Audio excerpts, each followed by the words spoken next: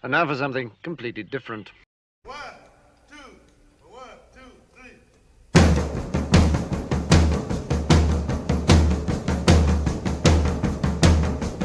Hey baby, won't you take a chance? Say that you'll let me have this dance. Listen.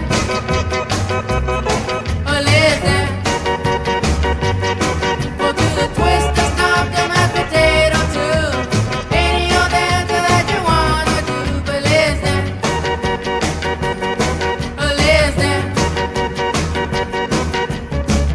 Hey baby, yeah, you throw me so. Hold me tight, don't you let me go. But listen.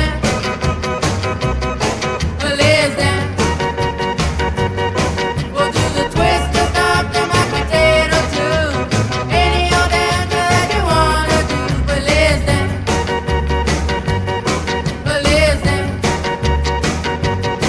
Okay, wait on up. Oh yeah.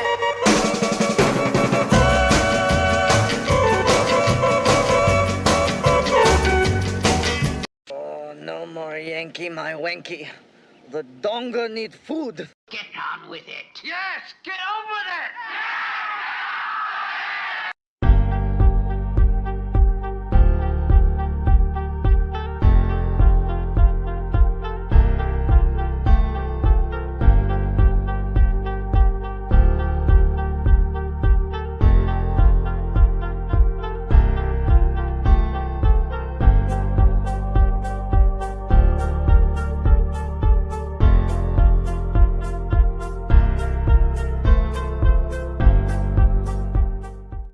Hey everybody, welcome to another edition of the bar right here on BPM Barracks Party Media. I'm your host, John Kerming, aka Mini. I'm a United States Marine Corps veteran. 2311 was my MOS. Ayoyes. I'm a card carrying member of the E4 Mafia, allegedly, and the founding members of Barracks Party Media. If you're new to the show, the bar is simply I get together with a couple vets. Sometimes 1, 2, 3, 4. Shit, there's been 5 or 6 people on here. We share memes, we talk shit, we talk about what's going on in the world, we watch stupid videos on the internet, make fun of each other. We just hang out and have a good time. I generally, at the end of the show, I'll be honest, this is kind of what I end up happening to me. Julian.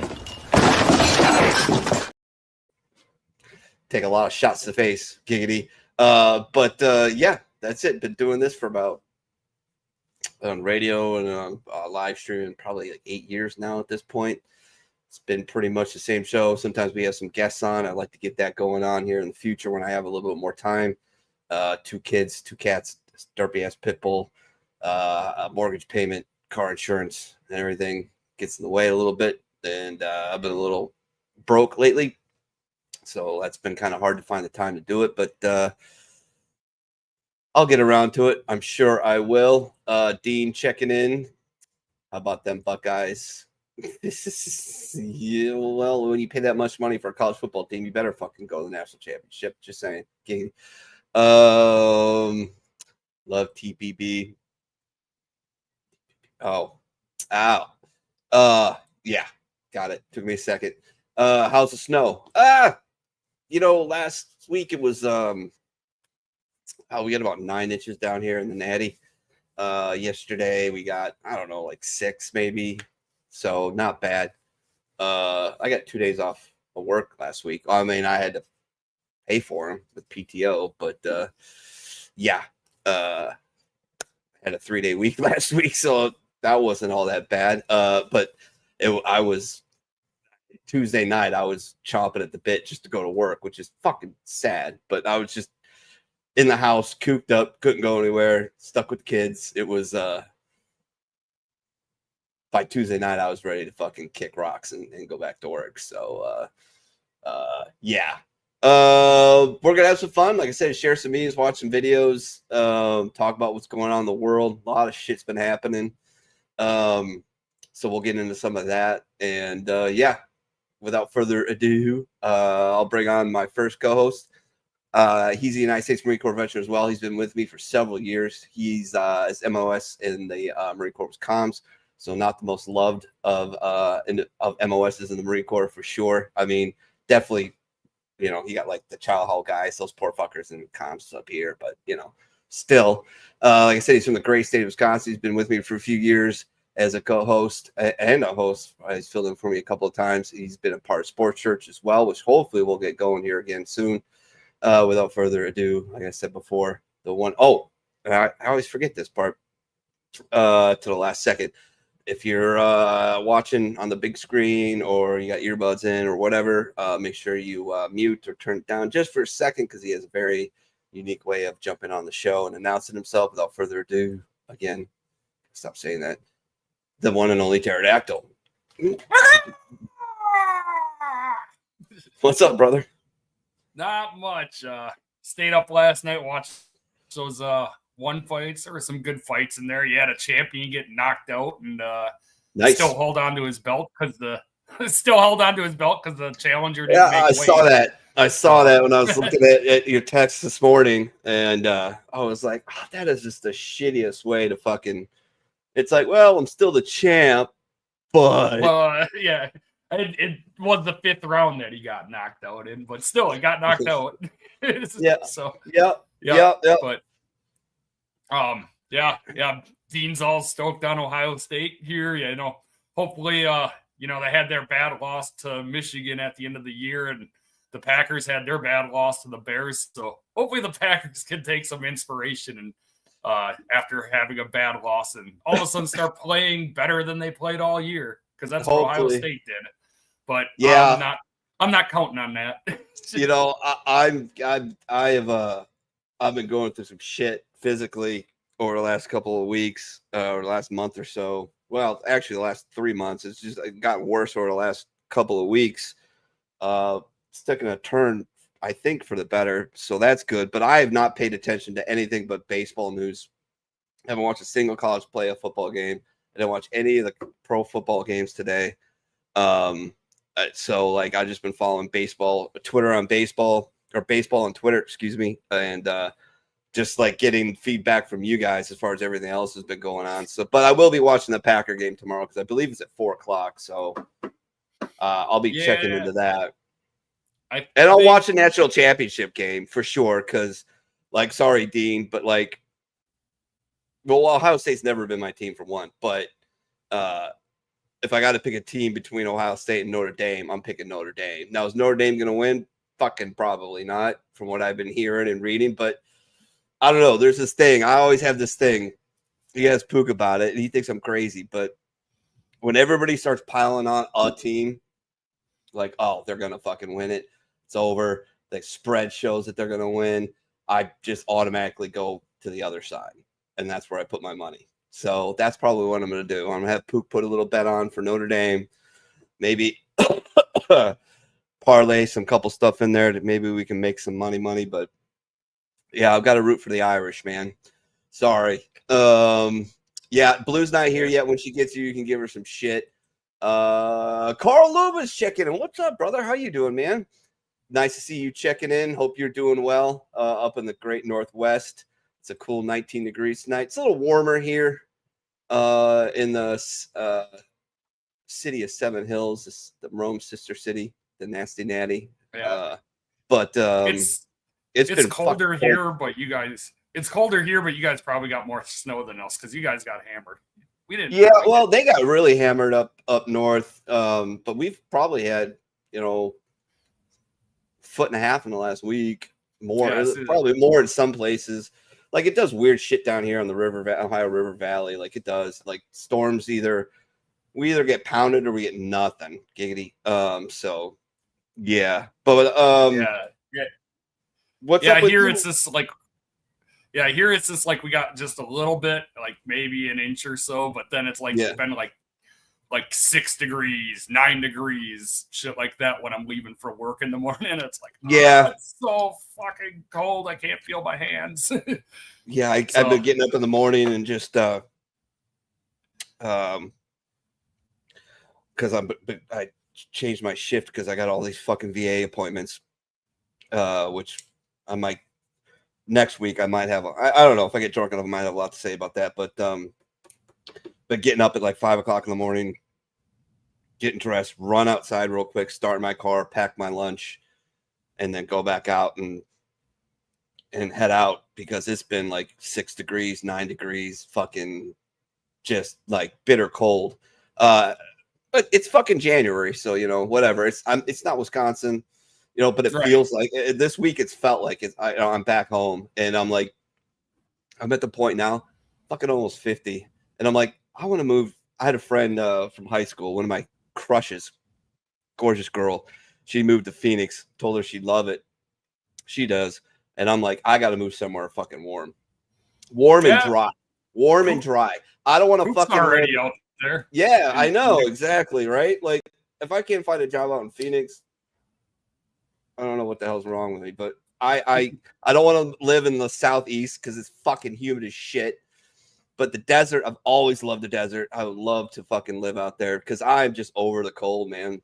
It just, my 20s, my 30s, my early 40s was like, I'm from Wisconsin, like I can fucking take this shit. Now I'm like, I don't fucking want to take this shit anymore. I'm over it. Like, no.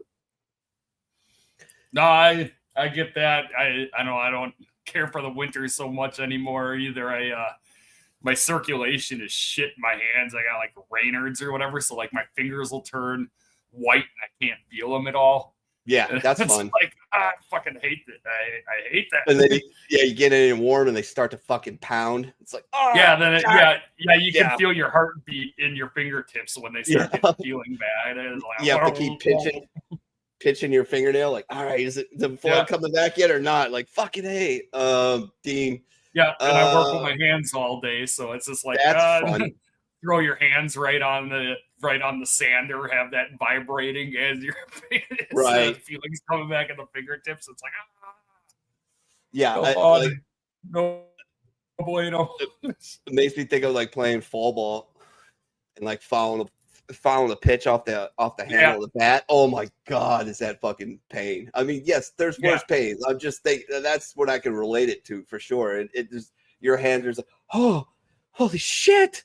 Like, fuck me. Since I've been a Buck fan my whole life, ride highs and eat Crow and lows. It's just a game. It's not a change for entertainment. Oh yeah, I get it, man. Like for sure. Like and like I work with a guy who's a Pittsburgh Steelers fan, and he's been it's because of his dad, and that's where his dad grew up, and he's been a Pittsburgh Steelers fan his whole life, and he gets shit from all the Bengals fans at work, and I'm like, fucking at least he's consistent. You can't hate on the guy because he's always been that way. So it's not like you flows with the wind, wherever the fair wind blows, that's where he goes. He's not that guy, so you gotta respect that. Carl says we have 1 to 2 feet up here, but it's been warm today, so we lost most of it. Mount Bachelor, 130-inch base. That's good.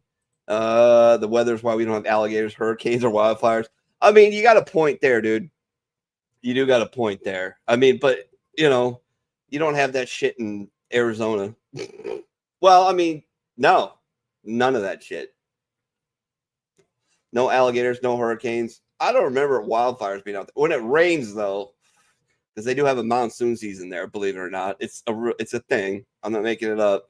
And it rains like 3 inches. The whole fucking state floods. But it is what it is. Carl giving some love to Dean. All right, next up. Rattlesnakes. Yeah, but fucking they come with a warning siren. Like it's not, it's the greatest snake ever invented. Because if you get close to it and it gets upset, it lets you know to fuck off. Like greatest snake ever invented. No other snake does that. It's great. It's by the way, they're extremely tasty. Without further ado, bring on my other co-host. She's a United States Naval veteran to keep her on my leash because she's usually the only person sober enough on the show to do it. She was a fueler in the Navy. She's been a part of the bar for fucking quite a few years now. I think at least like 3, maybe 4. I don't know. A lot of fucking liquor and bong resin getting in the way of that thought. But without further ado, the one and only, the ghost bringer, the harbinger of blankets, the one and only Blue. What's up? Sorry, we're watching movies. Just one moment. I heard it was Lord of the Rings and pizza night for Blue and 710. Who, by the way, what did you guys work on the date yet? Have you? I remember I saw a Facebook post of you already like, oh fuck, I got to plan a wedding. which was hilarious to me because I did prob- fucking nothing. Probably Except- this Saturday after Halloween. So, like November 1st. Okay, that's Just plenty so of that- time. That's plenty of time to get it done. Seriously, you got Kinda. plenty of time. Plenty of time. Kind of. Yeah, I mean, shit. If you need any help, Michelle will absolutely, coach you through it because she did 99% of the fucking work. All I did was pick the fucking song for the wedding party. That was it. And that was like at the 11th hour. Like Oh, the jeez, 11th hour. yeah. And she's like, you got to do something. I'm like, what? She's like, pick a fucking song for the wedding party and walk up to it. I'm like, the Fox NFL theme. And she's like, what? I'm like, yeah. She's like, fucking, I don't care anymore. Fuck it. Told the DJ, her maid of honor, one of her maid of honor, she had two, was like, absolutely not. That's so dumb. And it crushed. It crushed. So yeah, I killed that part. The one thing in the whole wedding I had to do. But seriously, she'll absolutely help you out. She'll give you a lot of good advice for sure because she did all that shit. Yeah, Mom's been very insightful on ideas and whatnot because we plan on kind of having it at my grandma's house. Oh, you gonna do Just it? with a lot of property, Oh, okay. You do it outside, And, right? I guess. I'm assuming depending on weather, and then because you you leave know, it. have it like a Halloween kind of theme, and people can come dressed up or not. So I like that. That'll be fun. Yeah. I'll show up in a fucking suit and tie, but So yeah, but we got to get a list together of who we want there. Like probably the max will allow. I is, just like, invited myself, right? Uh-oh. Anyways, Let's go. moving on. T's back. Yo, yeah, my internet crapped out. It happens. The gerbil had a Yeah. stroke. Yeah, I had to take that one off, feed it to the cats, throw a new one on. Yeah, I mean, hey, gotta do what you gotta do, man. Yeah. What else fucking been going on? Just been having all kinds of fucking physical issues. That's been fun, but I think I might have got it straightened out. Maybe some of them. But it's been a fun couple of weeks for sure. I'm kind of glad we didn't do a show last week because I was bombed before we even started. I was not doing good. Was not in a good place at all. Thank God bless my wife. She's been a fucking gangster. So I had that going. Guys want to just start kicking on to stupid videos from the internet and whatnot? Might as well, right?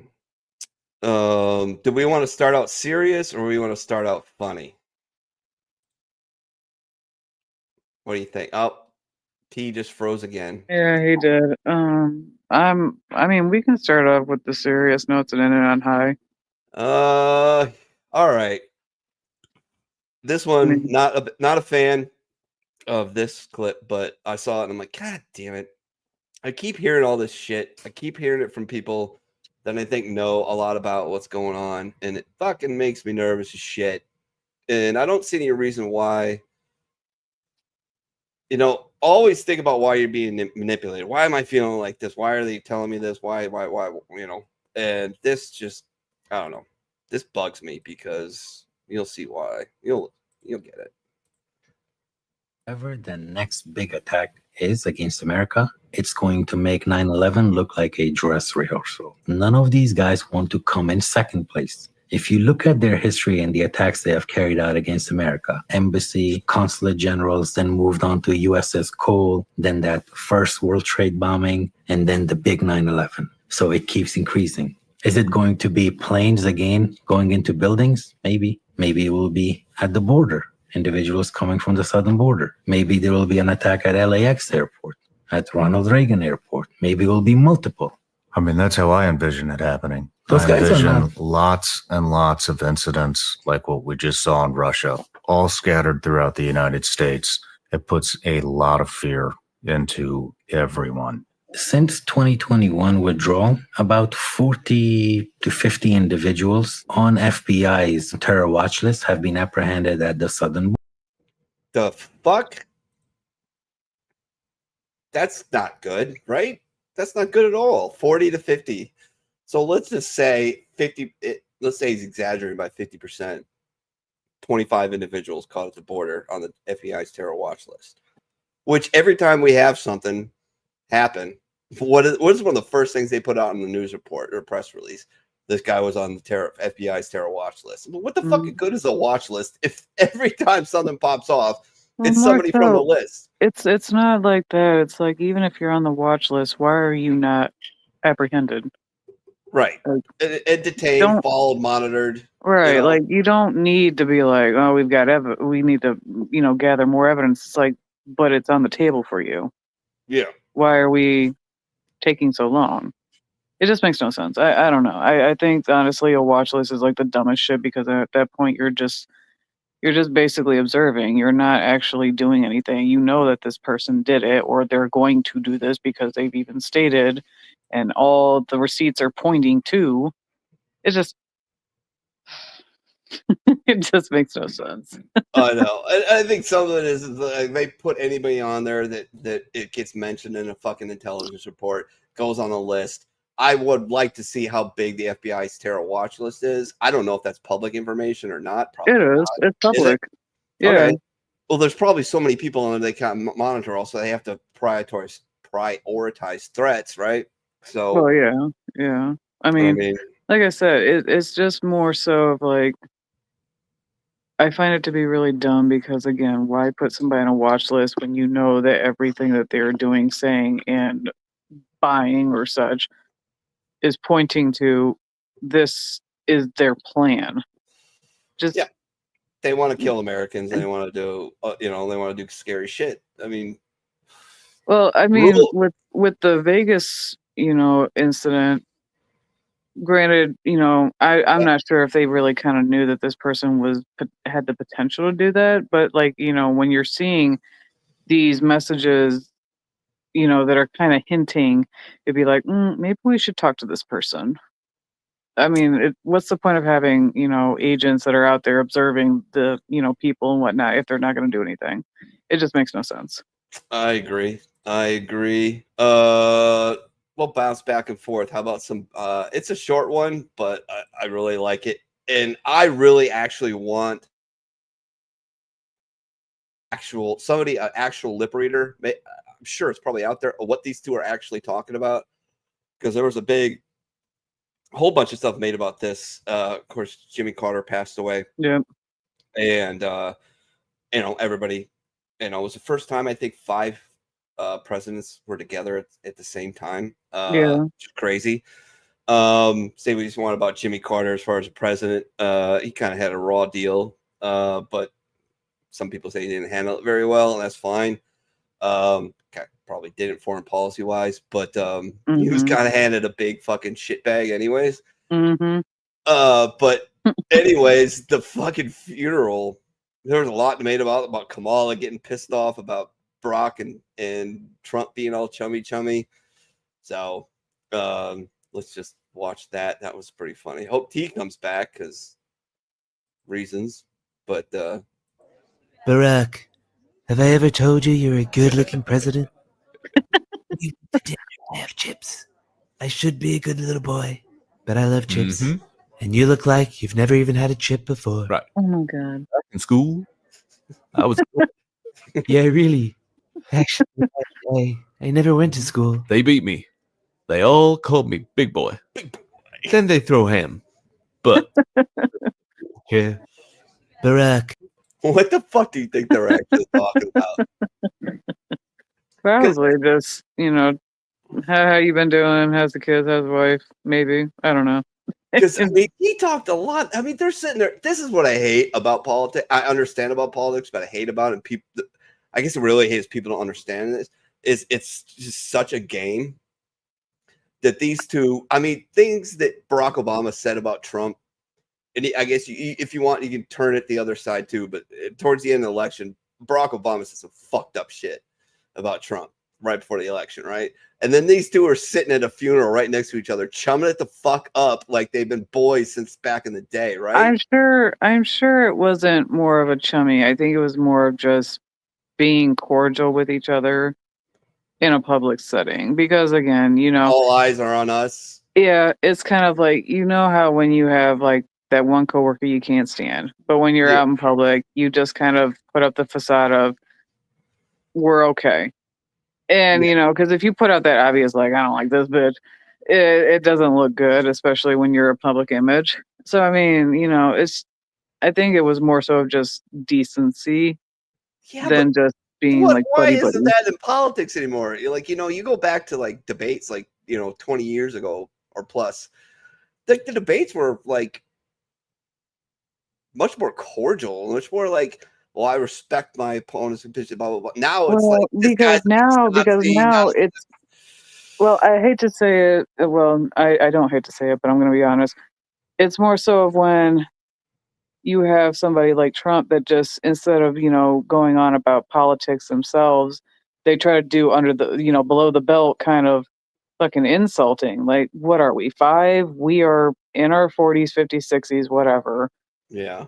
We need to be a little bit more cordial. If you're going to make a statement about your opponent that's supposed to be an insult, make it more classy instead of just this, like especially like the Kamala Harris. Oh, well, is she pretending to be black? And it's like, no, she is black. And like, just because she doesn't full out blow it there, state the obvious. I don't think that needs to be said, but it's just shit like that. And, it was also with Hillary. Hillary was one of those people that, she's doing below the belt. I think it's more so of just people think that just if they go, well, you're stupid. It just, what is that going to do? It just makes you look stupid. It makes, it just, if you're going to insult somebody, do it in a tasteful manner, I guess.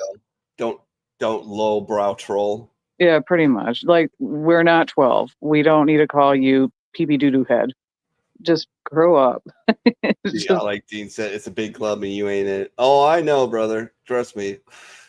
The only political experience I have is working in Chicago and Northwest Indiana, and it was both for Democrats. And it was eye-opening, to say the least. The last time it was real low-level shit. I mean, it was like the last time I did anything was for a state representative, and I was basically a sounding board because I was friends with his brother, who was a Gary cop. I was friends with a lot of Gary cops because I worked a fucking bar right next to Gary that was a cop bar. And Indiana? Yeah. Oh, Jesus. Yeah. It was great. So dead. Oh, yeah. Well, I mean, is Highland, Indiana, which is like 10 minutes away from fucking Gary, basically. Yeah. It's the edge of the ghetto. It's like this weird little slip of prosperity and safety between Chicago. I know where Gary is. Yeah, and but Highland is right on the other side of the border, and the whole thing is owned. The whole strip, it's called Indianapolis Boulevard, is owned by Greeks. I mean, everything there is owned by Greeks, and they don't fuck around. But it was interesting, to say the least. I mean, sitting in the meetings and discussing stuff, and they'd be like, what do you think? And I'm like, fucking, you're being stupid. You got to do this. You got to do this. You got to get to the middle. You got to get some Republicans on your side. You got to do this, got to do that, man. And I got yelled at a lot. My wife. Hey, baby, what's going on? This one really fucking lit a fucking fire under my ass. I can't believe they actually let this shit on the internet. This fucking whatever. I mean, seriously, man. Like, come on. You want to see somebody that responds to your house, your emergency, whether it's a medical call or a fire call, that looks like you. It gives that person a little bit more ease, knowing that somebody might understand their situation better. Is she strong enough to do this? Or you couldn't carry my husband out of a fire, which my response is, he got himself in the wrong place if I have to carry him out of a fire. Really? I don't care who the fuck's coming to say. If something's fucked up, and I'm in a bad situation and somebody's coming to help me out, do you think I give two fucks what they look like? It could be fucking, what's his name from the Goonies? Hey, you guys. He shows up. I'm cool, man. Hey, I'm coming to get you. Fucking A. Take my kids first and let's roll. All right. I think it's more so.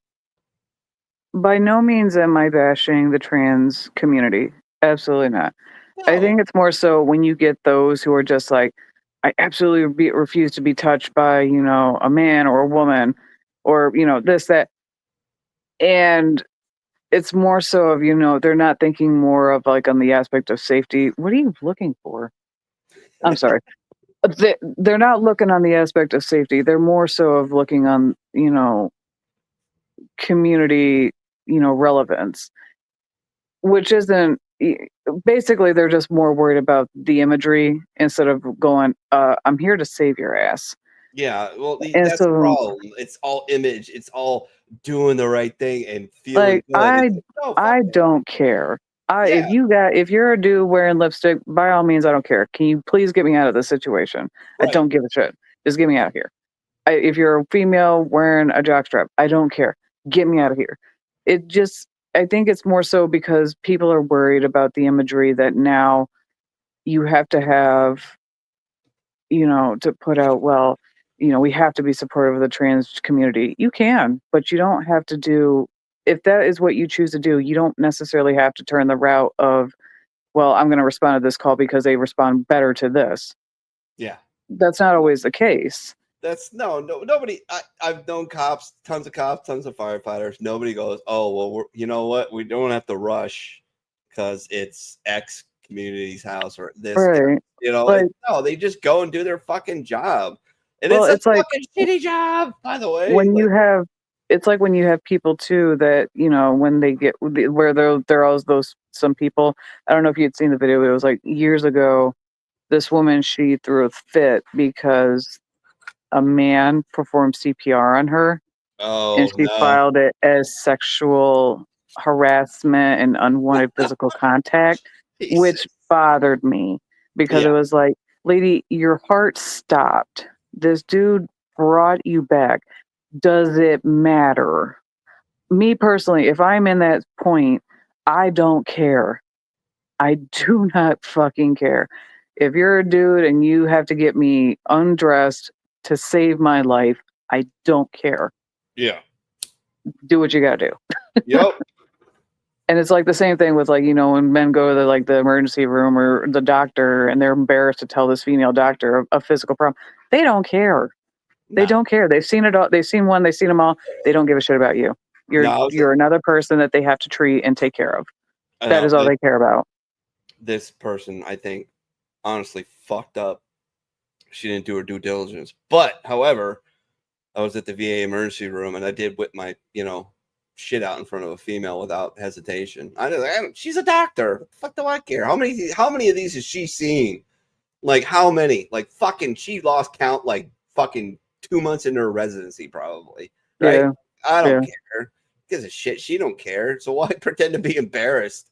Like, fucking, who gives a shit? But it just, I was like, come on. You know, with this DEI shit, it's just, no, hire the best people.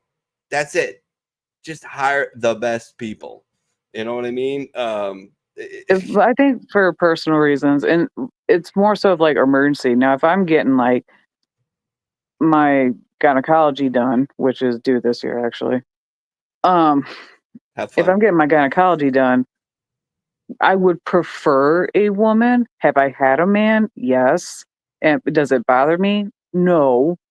Yeah. But I would much rather have more so of the opinion of a woman who has basically the same parts as me, who knows exactly what I'm going through, who can relate what I'm going through, you know, because what was it? The last gynecologist I went to, he checked me out and he's like, your cervix is spacious. You're going to have, your kids will be grateful for this. I'm like, that's not what I needed to hear.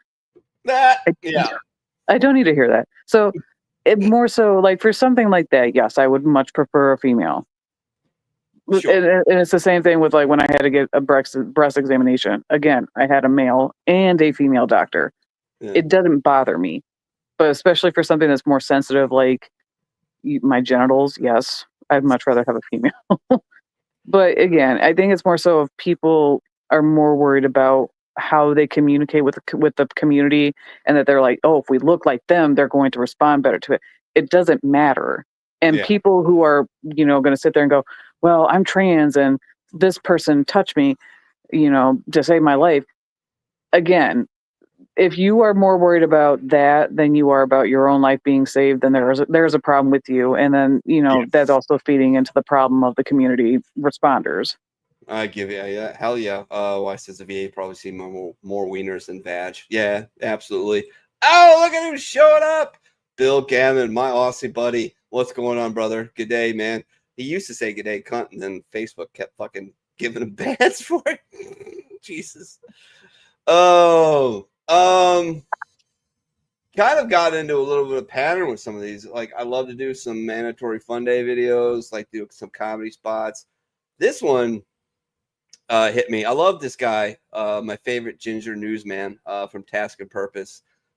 Give them some love on Facebook, all social media sites. Go to their website, of course, subscribe, because they do some awesome shit. I especially love their Good News Fridays, because fucking not a lot of good news comes out of the fucking active duty military these days. There's my voice crack for the show. I think the only good news I had recently seen in the military was not the Eisenhower.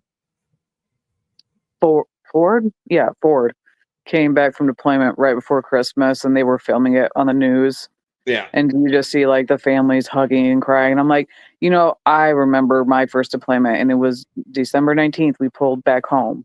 Yeah. And I was so happy that we did, because I was so homesick. That was my first time really away from my family. And I was so happy to be home, and I was so happy that we made it home in time. But it was just more of the sentimental reason of, seeing families uniting just in time for the holidays. It just made me happy. Oh yeah, come back home was fucking amazing. Like, oh yeah. Well, that day, I remember what they played too. They played Neil Diamond. Oh, Welcome to America. Yes, gangster. That was the first. I woke up because they didn't even bother with like times. They were like, just wake up when you wake up. And so I kind of slept in like an hour. But they were like, welcome to America. I was like, Jesus Christ, Neil Diamond. See, that's the fucking military though. And I think it's always been like, they fucking, you get fucked, you get fucked, you get fucked, you get fucked, you get fucked. And then they give you one little tiny like thing, one little Benny, and you're like, oh, I love you again. It's like an abusive girlfriend or abusive spouse. It's like, they didn't mean it. They love me. They love me. And they keep getting busted up and hurt and betrayed. And then all of a sudden they're like, oh, by the way, here's this. And you're like, I love you. It just fucking drives. Oh man, that's how they get you. And that's why we still look back at it with nostalgia, right? We still look back at it like, oh, the good old days. Like, no. Fucking 60% of it was shit. It was shit. It was 20%. Shit then, but now it's great. Yeah, exactly. Yeah. Doing well, mate, trying to stay cool. Yeah, you don't know. Other side of the world. Woo. Flipped over. They're in their fucking summer. So that's fun. Spent 2 hours shoveling snow. Want to trade? No, I don't. But yeah, Task and Purpose, get to that. This is talking about social media shit. And this really, I was like, oh, yeah, this is. Leaders often turn to social media to get help or advice on issues they're facing, and how Army leaders don't like that and want it to stop. So let's talk about it. This could be said for every branch, but we focus on the Army for our story because their leadership is the most vocal in their animosity towards it. If you're watching this, then you're on social media. And if you're on social media and a service member or a veteran, you know exactly what we're talking about. You've most likely seen these posts on US Army WTF, the Army subreddit, multiple Instagram meme pages, and lots of other places where soldiers have an issue, so they go and post about it to get some help. It can be anything from minor things like they lost their orders and they're about to check in to they've been abused and no one is doing shit about it. We see a lot of these and we often do a story about it because we try really hard to focus on the junior enlisted and officer perspective, and it usually goes like the soldier asks for help, someone says, hey, did you ask your chain of command? And they say, yeah, but they aren't doing anything about it. Take the trash issue that happened on Fort Liberty last year, for instance. Oh my God. Or didn't know trash collection on the base, for whatever reason, just wasn't being done for weeks, and it was starting to pile up. And worse, they were using soldiers to fix the problem that someone else had created. It popped up on the Instagram page, Fancy Bear at first, we think, and it had been going on for weeks, and leadership hadn't done anything about it. So the folks at Fancy Bear posted the photos. We and others like MilTimes and Military.com did a story, and then wouldn't you fucking believe it, something got done about it. I've been doing social media around the military for over 5 years now because I'm an idiot, and I've seen this happen dozens of times. If you don't want soldiers to go to unofficial channels, stop giving them a fucking reason to. They do this because they've seen it work for others when nothing else would, and they're tired of feeling like nobody gives a shit about it. Sit there and tell soldiers to be proactive and take care of each other, advice that they should listen to, but instead they get on stage and call the issue of mold in the barracks a discipline problem.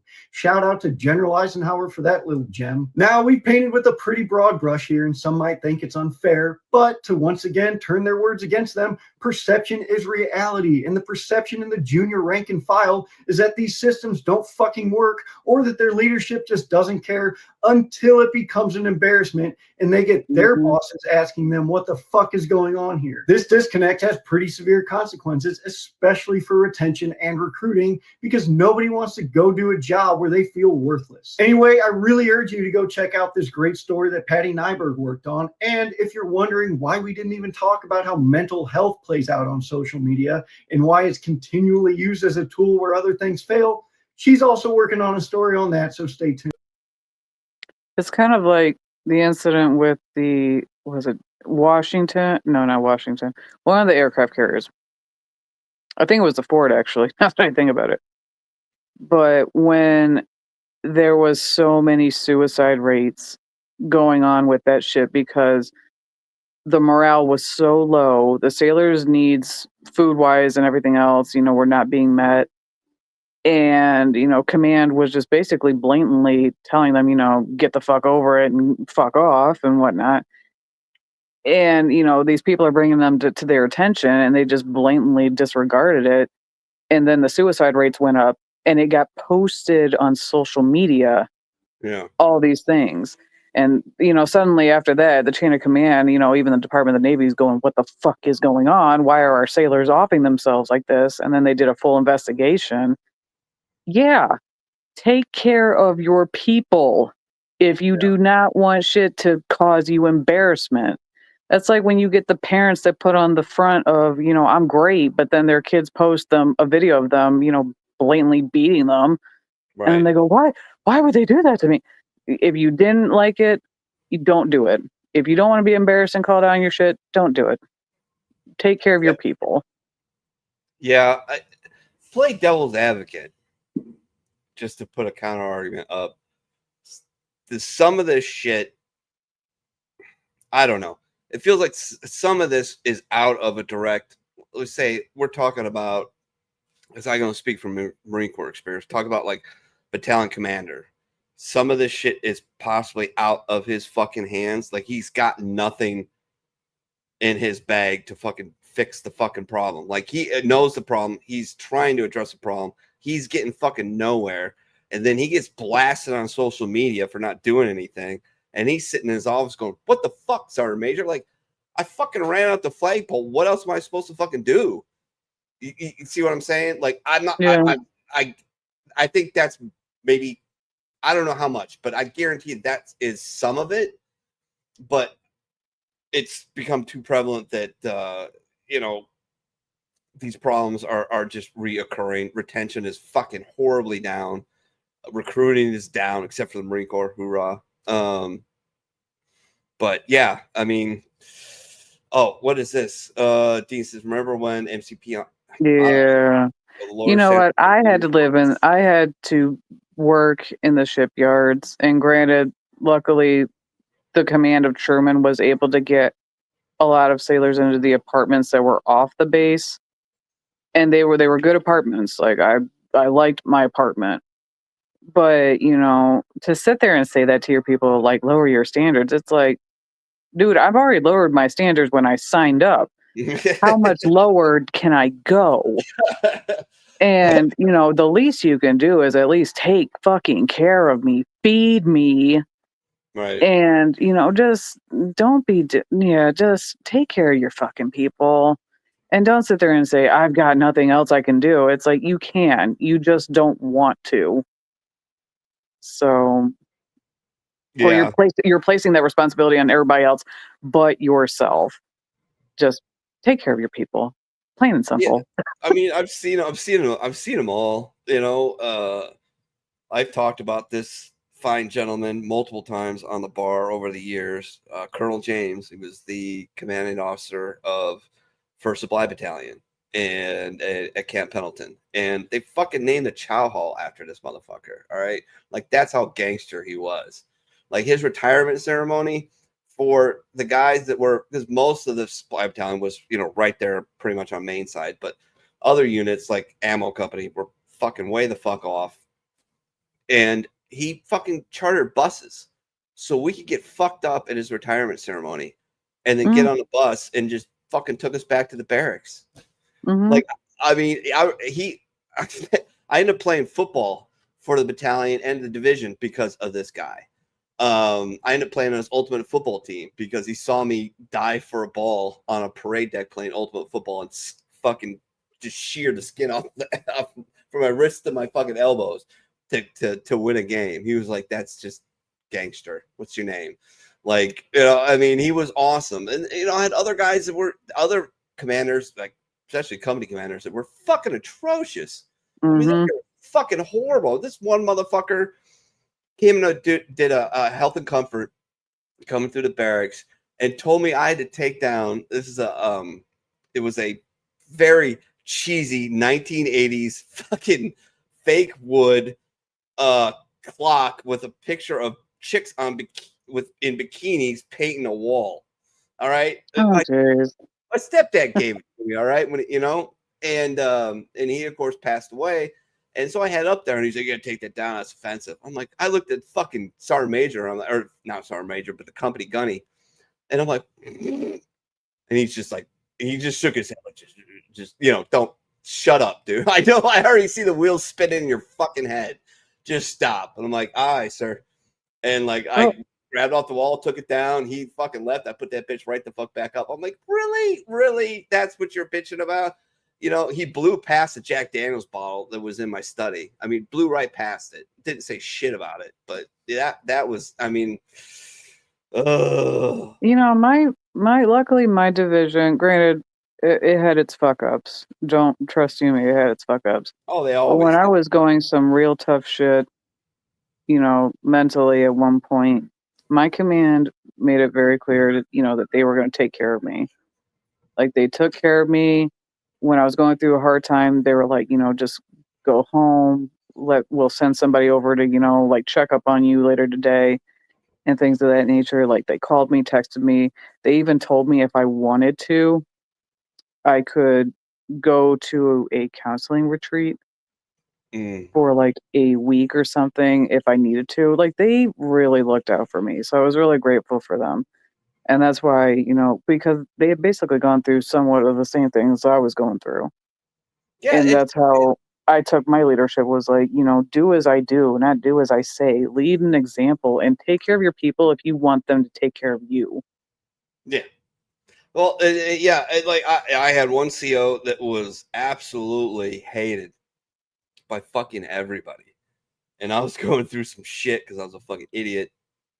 And I got I got in a fight in a bar, weird. And then one said fight and went to Denny's with my boys and went outside to smoke a cigarette. And this guy's friend showed up and beat the fucking brakes off of me. And I had to go to the range that week. It was so bad. they cracked the my left eye, under my left eye. They cracked the orbital bone, and my eye had swelled up. Now it was funny. Damn. I had to shoot. I had to qualify in the range. I had done my week prior of classroom shit, and then the week I had to shoot, and it actually worked out fine. Except on Thursday when I actually had to qualify, and some of the feelings started coming back, and blood started coming on my nose. But anyways, people noticed, right? And fucking, I got called into the CO's office. Well, it went up the chain. My platoon sergeant, boom. And the CO was like, "What's going on with you, Cremery?" And I'm like, "Just going through some shit, sir." And got in a fight, won one, lost it bad. He said, "You lost it real bad. You need to go get checked out." All right, got checked out, did an X-ray. Like they're like, "You got a fucking fracture in your face." I'm like, "Oh, that's why it hurt so bad." Came back and he's like, "Are you all right?" And I'm like, "Sir, I'm fine." He's like, "Bullshit. Go see the chaplain." Fuck. Yeah. Go see the chaplain. And he's like, "All right." I fucking lie my ass. Well, I walked the line, right? And a couple days after I almost set the range high, get called back in the office. I'm like, "What the fuck did I do now?" And he's like, "Gremlin, you're going on a retreat for 4 days. It's a religious retreat up in Big Bear. Fucking get your shit ready and fucking meet this fucking bus at whatever." They sent me on a 4-day retreat with a bunch of chaplains and a bunch of fucking, I don't know, troubled fucking service members or whatever. But I was like, holy shit. Like, everybody hates this motherfucker, but like, he actually like, he took time to look after me. Like, okay, that's crazy. So I kind of stood up for the dude until, he was unceremoniously removed from his post, but he was not loved for sure. But anyways, yeah, it's weird. It's they got to work on it for sure, because it seems to be becoming more and more of a problem. But there's some good with some bad for sure. A good boot camp story. I love boot camp stories, and this is this is a good one. I swear, like, your drill instructors are the funniest people too. Like, I had a recruit on the other side of my on the aisle, and he lost his pillow one night before he went to bed. And the drill instructor goes, "Where's your pillow?" And he goes, "I don't know, sir." And he goes, "You know what? A ghost must have took it." "A ghost took it, sir." And he goes, No. A ghost took it. Okay. So then in the middle of the night at like 2 a.m., I wake up to this drill instructor smacking the shit out of this kid with the pillow going, "Ooh, I'm a ghost. Ooh, I'm a ghost." I mean, they did some funny shit, man. I remember when I was a broke dick at MRP, Medical Rehabilitation Platoon, and of course our barracks was right next to the clinic, whatever you want to call it, at the end, basically almost at the end of MCRD, right? And we're standing there in formation, getting ready to go upstairs and into the barracks and fucking do whatever the fuck we were doing that day. And a drill instructor, no shit, started walking. He saw us. He was walking one recruit, and it was first phase recruit. Still had his Go Fasters on, aka sneakers, unbloused, fucking, trousers, fucking. He's just he starts grunting and walking with his knuckles dragging on the ground. Ooh, ooh, ooh, ooh, ooh. And fucking, I lost my shit. And he knew he couldn't fucking, he couldn't smoke me because I was broke, but he fucking lit me up and scared the shit out of me. And I knew he did it for shits and giggles, like to fucking make his day. It was fucking so funny. One time in boot camp, we're in formation, and this fucking crane lands in the fucking pit right in front of the barracks. And this recruit is like, "Oh," and says it out loud, like, "Oh," and almost points. And he's like, "Oh, you like that bird? Oh, you like that bird, recruit? Go catch me that fucking bird." Now, I swear to God, this fucking crane is fucking in on it. Because this motherfucker can fly away, right? No, he just starts running around the fucking pit with his recruit just chasing him. He just lets him get close, and we're just like, we fucking lose our minds, and we all get smoked. for it, but it was so worth it, right? Like, because who has stories like that? Well, I went to college and one time I got in the, no, you don't. Nobody has stories like that. Did you? Do you have stories like we did though? Yeah. There was a few messed up incidences, but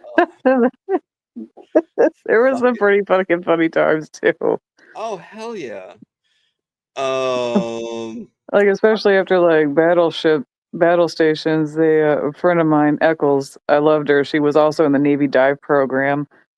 I think she was the only female at that time in the program at that time, at the moment. But like, she was so sweet. But man, we were up for like 72 hours. We finally get to go to bed, and Eccles just wanted to talk and talk. And I'm like, Eccles, girl, I love you, but oh dear Jesus, can you shut up? I want to go to sleep. We have been awake for 72 hours. So why tired, are you you're so tight? Yeah. Like the flip in her brain switch. She's so fucking tired and exhausted. Her brain's like, the only way I can compensate for this without having a psychotic break is to be weird. That's what happened. Just like, she was, and like, it was great. Like at night, some of us, she would do like workouts with us, like lead us in like certain workouts so that way we could still, like get better in our push-ups and everything else. And that was great and all. But yeah, that night, I was just like, Eccles, I love you. But oh dear Jesus, just shut up. I want to go to sleep. I want to go to sleep. I don't want to think about it. I just want to go to sleep. Just fuck off. Yeah. Gotcha. I don't know if I want to play this now or I want to play this in, but I won't remember. So One girl, she was always sick, and so she couldn't get roasted pretty much. Whenever we got fucking there was one time she handed her shit over to Chief. He's like, what the fuck good are you if you can't even get roasted like a peanut? Why are you even here? It was just like he's like, what are you? Fucking typhoid? It's like she was there was something always wrong with her. She was either not feeling good and she always had a chit. So whenever we got roasted, she would not participate because she physically was told you cannot do this. It was the dumbest shit. So yeah, every time. And finally when Chief was like, what the fuck good are you? It's like, damn. Nice. Yeah, I kind of thought about trying to figure out a way to make myself remember to play this at the end, but I won't fucking remember, so I'm just gonna fucking play it now. Pretty sure it's from Peaky Blinders. One of my favorite guys, the Jewish gangster, Alfie. Saw a quote somewhere, and it says depression is living in a body that fights to survive with a mind that tries to die. And that, mate, that's raw. Proper raw. Because it's the bloody truth, isn't it? A war right there inside you, your body clinging on while your mind tries to let go. But let me tell you something, yeah? Every war's got a survivor. And if you're still breathing, you're winning, mate.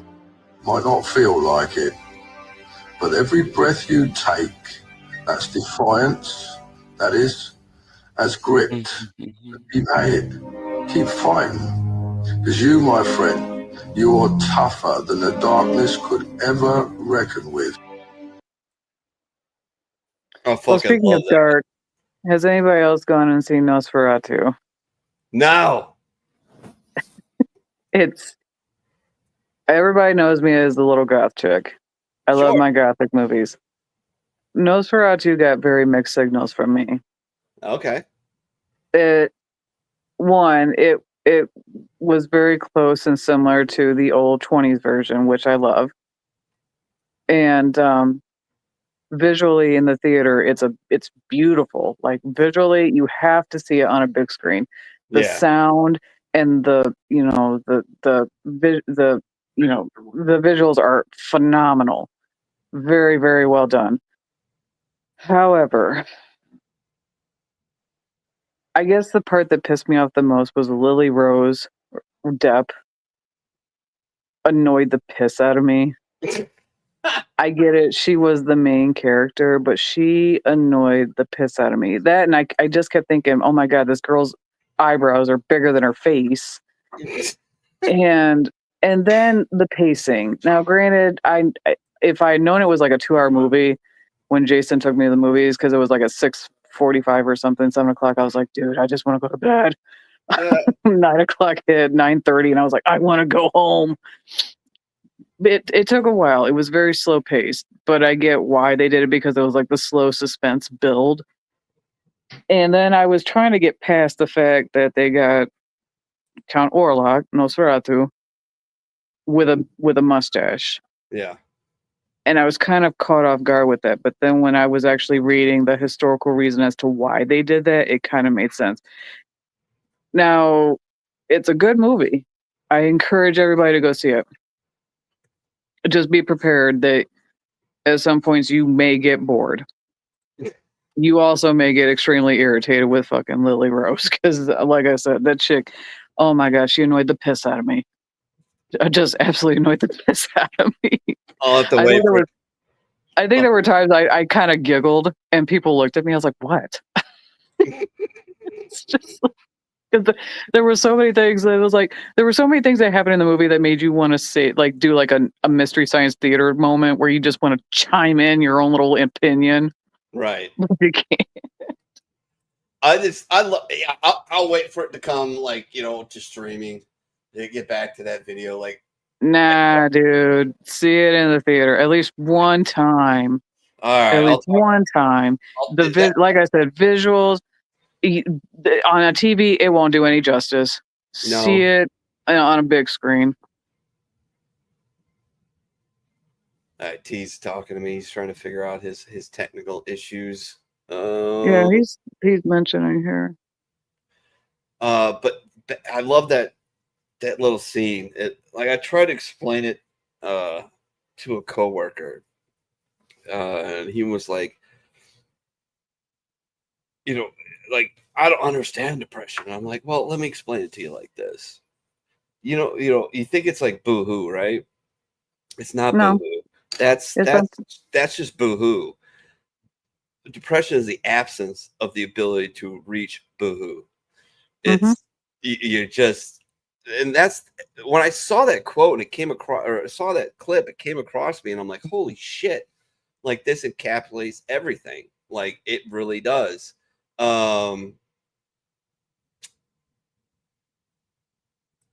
the message is just every breath you take. Like, I've said it before. Like, you gotta take it like boot camp almost. Like, all right, I got up. All right, I gotta eat. Gotta go to work. Gotta do my thing. All right, I gotta make it to fucking noon chow. And all right, I gotta do my other shit. And I gotta make it to dinner. All right, made it that far. And then you just keep going and keep going. And like, there's a certain I don't know. I don't want to say honor to it, but I guess that, like, if you can get yourself to the end of the day, I see that as a pat on the back. Yeah, you won a little bit. Hold on. What? Okay. Okay. What do you do?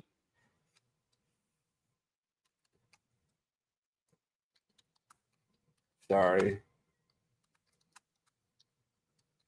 Oh, are you still chatting with him? Yeah. Yeah, trying to. I was playing videos to try and get him to get back on so we could do the memes, but I may just have to, like, just get through the memes and just, call it a day, because his internet may be just proper fucked. I don't know. Dude, it's time to get T-Mobile. It's time to get T-Mobile internet. Yeah, something like that, right? Like, I mean, holy shit. Fucking, if I had the money, I would just give him, like, credits on a fucking mobile Wi-Fi hotspot and just do that. Just do it audio, because you can do, like, audio for days on that shit, but as soon as you try to do video through it, it's a lot. But I will try and get to the memes and try and get to them as fast as I can, because I don't know if how long he's gonna make it. Let's see what it say. I'm going to try back downstairs, see if a connection will hold back on. All right. Well, he's gonna keep trying. I will try another video or two, and then if I can't, we'll just fucking blow through memes like it's going out of fucking style.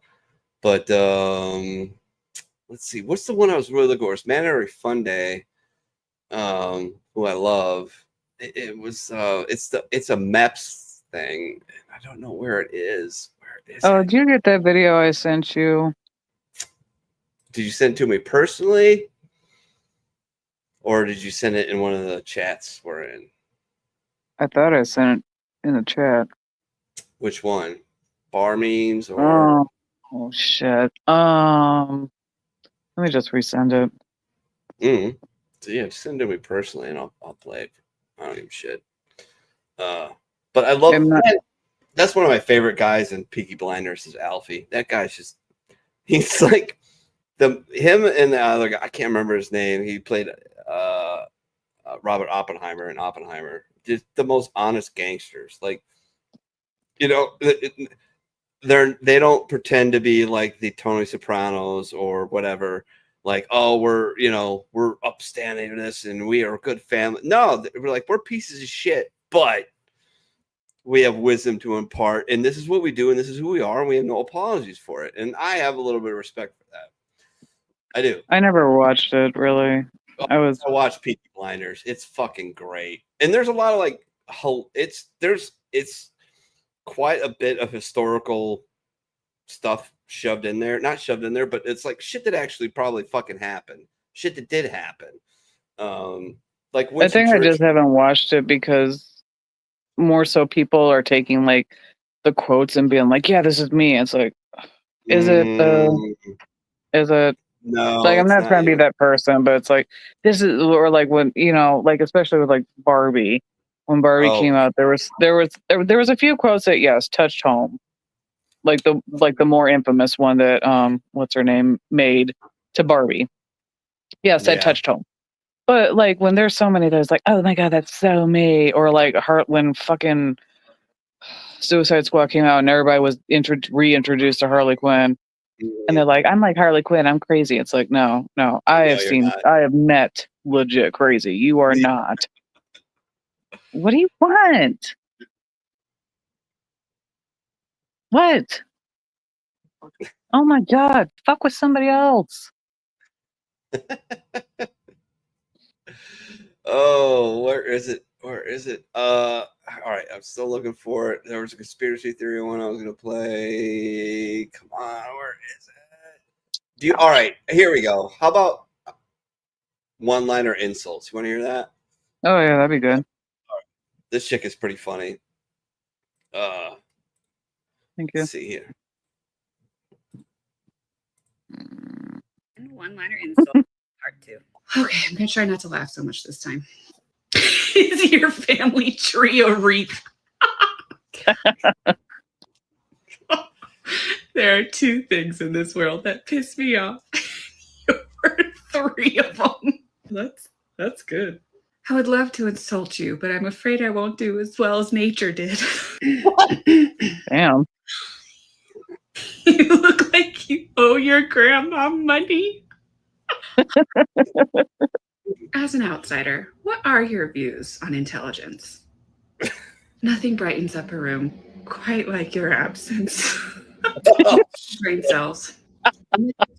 Oh my god. Trying to assassinate that one. Birth certificate is just an apology letter from the condom factory. I guess you don't have a library card. Oh, Jesus. Last but not least, you look like you eat Snickers upside down so you can feel the vein on your tongue. Holy shit.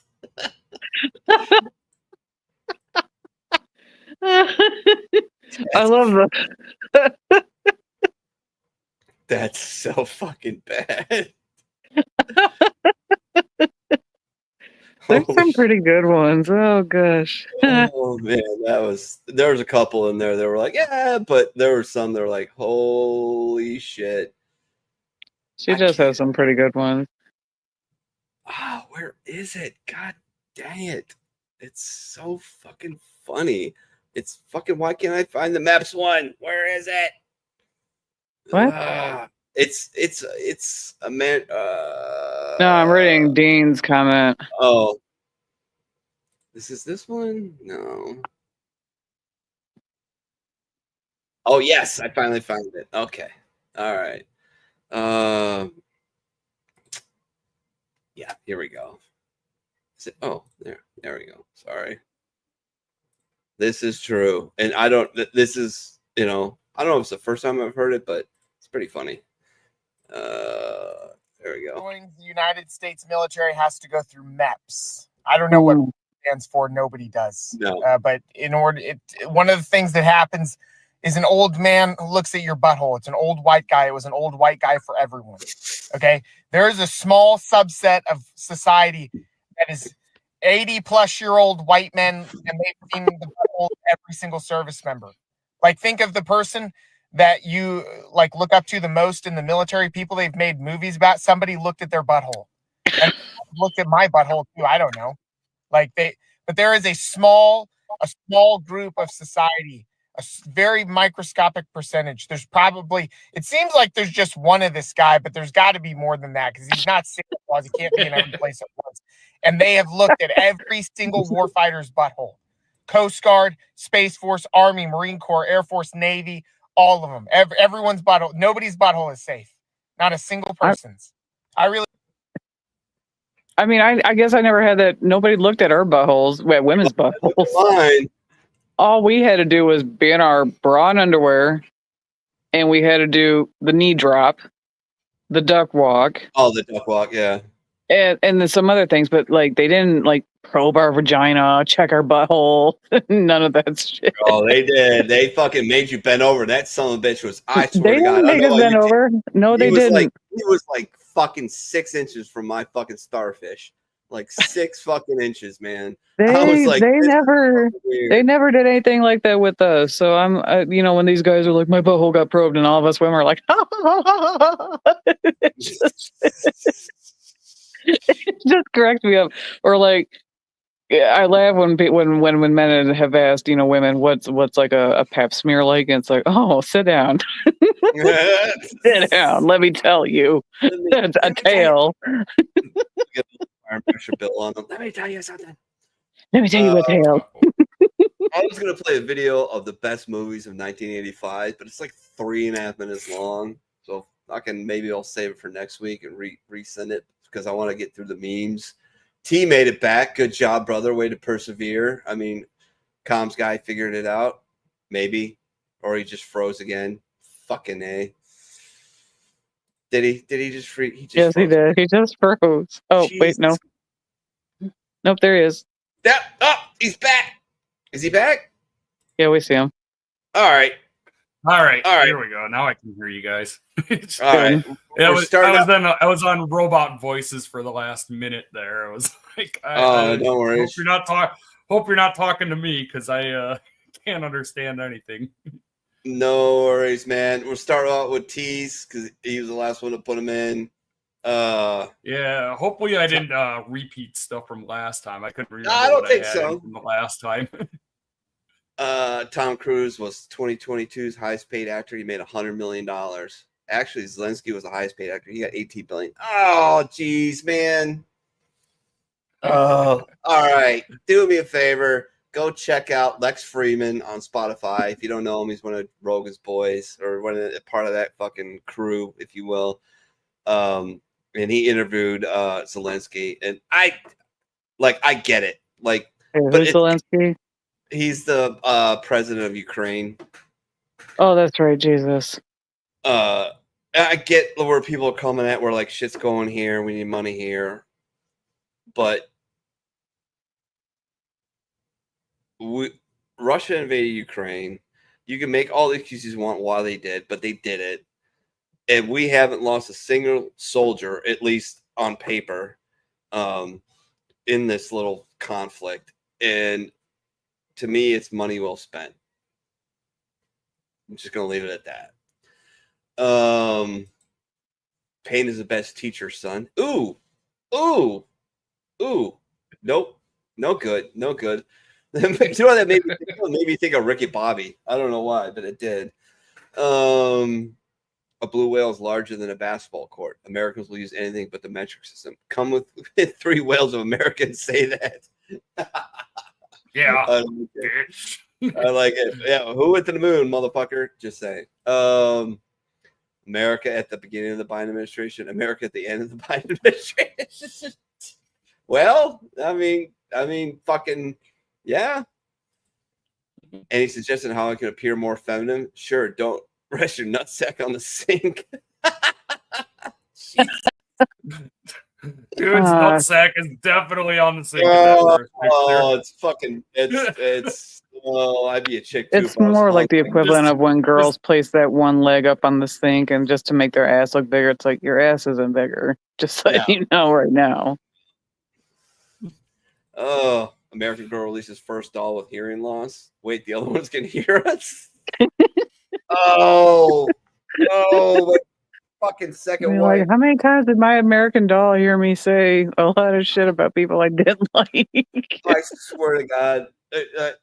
There's moments where I thought, I swear to God, my second wife, rest her soul, was a fucking NSA plant because she had a thing, one of her things was she collected dolls. And it was just, it was a point where we moved in together and it was like, you got to fucking do something with these things. Like, I cannot wake up in the middle of the night to take a piss with Susie Q staring at me. Right, like it freaks me out. Like, you know, like I big everyday carry. I'm gonna be drunk and I'm gonna fucking see that. I'm gonna grab my gun off my fucking nightstand and just shoot one of these fucking things. I used to. At nighttime, I did this thing where I would turn my dolls around. I'd be like, I'm sorry, I have to go to sleep. Please don't turn around tomorrow morning. Right. I was talking to my dolls because I'm like, I hope they don't hear me. But if they do. Out in the desert, don't they have is it a doll hotel or is it a clown hotel? It's a doll. Well, they have both. Oh, they I've do seen got the doll. both. Okay. Yeah. They have the clown hotel, I think, in it's in Nevada. Is it Utah or Nevada? I thought it was in the desert of California, Death Yeah, Valley or something. there's a clown hotel. Is it in Death Valley? I'm willing to bet that they're both there. Either way, there's a hotel that has clown shit everywhere. And then there's Island of the Dolls in Mexico, which is horrifying. Yeah, I seen that. That was one of those haunted shows that my wife likes to watch, where they went to that Ghost Adventures or Ghost Hunters or something like that. There would be absolutely no way. Like, I don't mind dolls, but I'd be like, oh Jesus, no, I can't.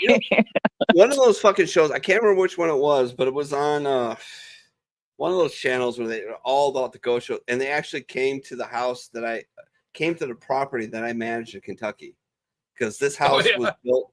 It was built in 1812, and it was an original plantation house on the Kentucky River or Ohio River. Excuse me. Fuck, Jesus, drunk. And it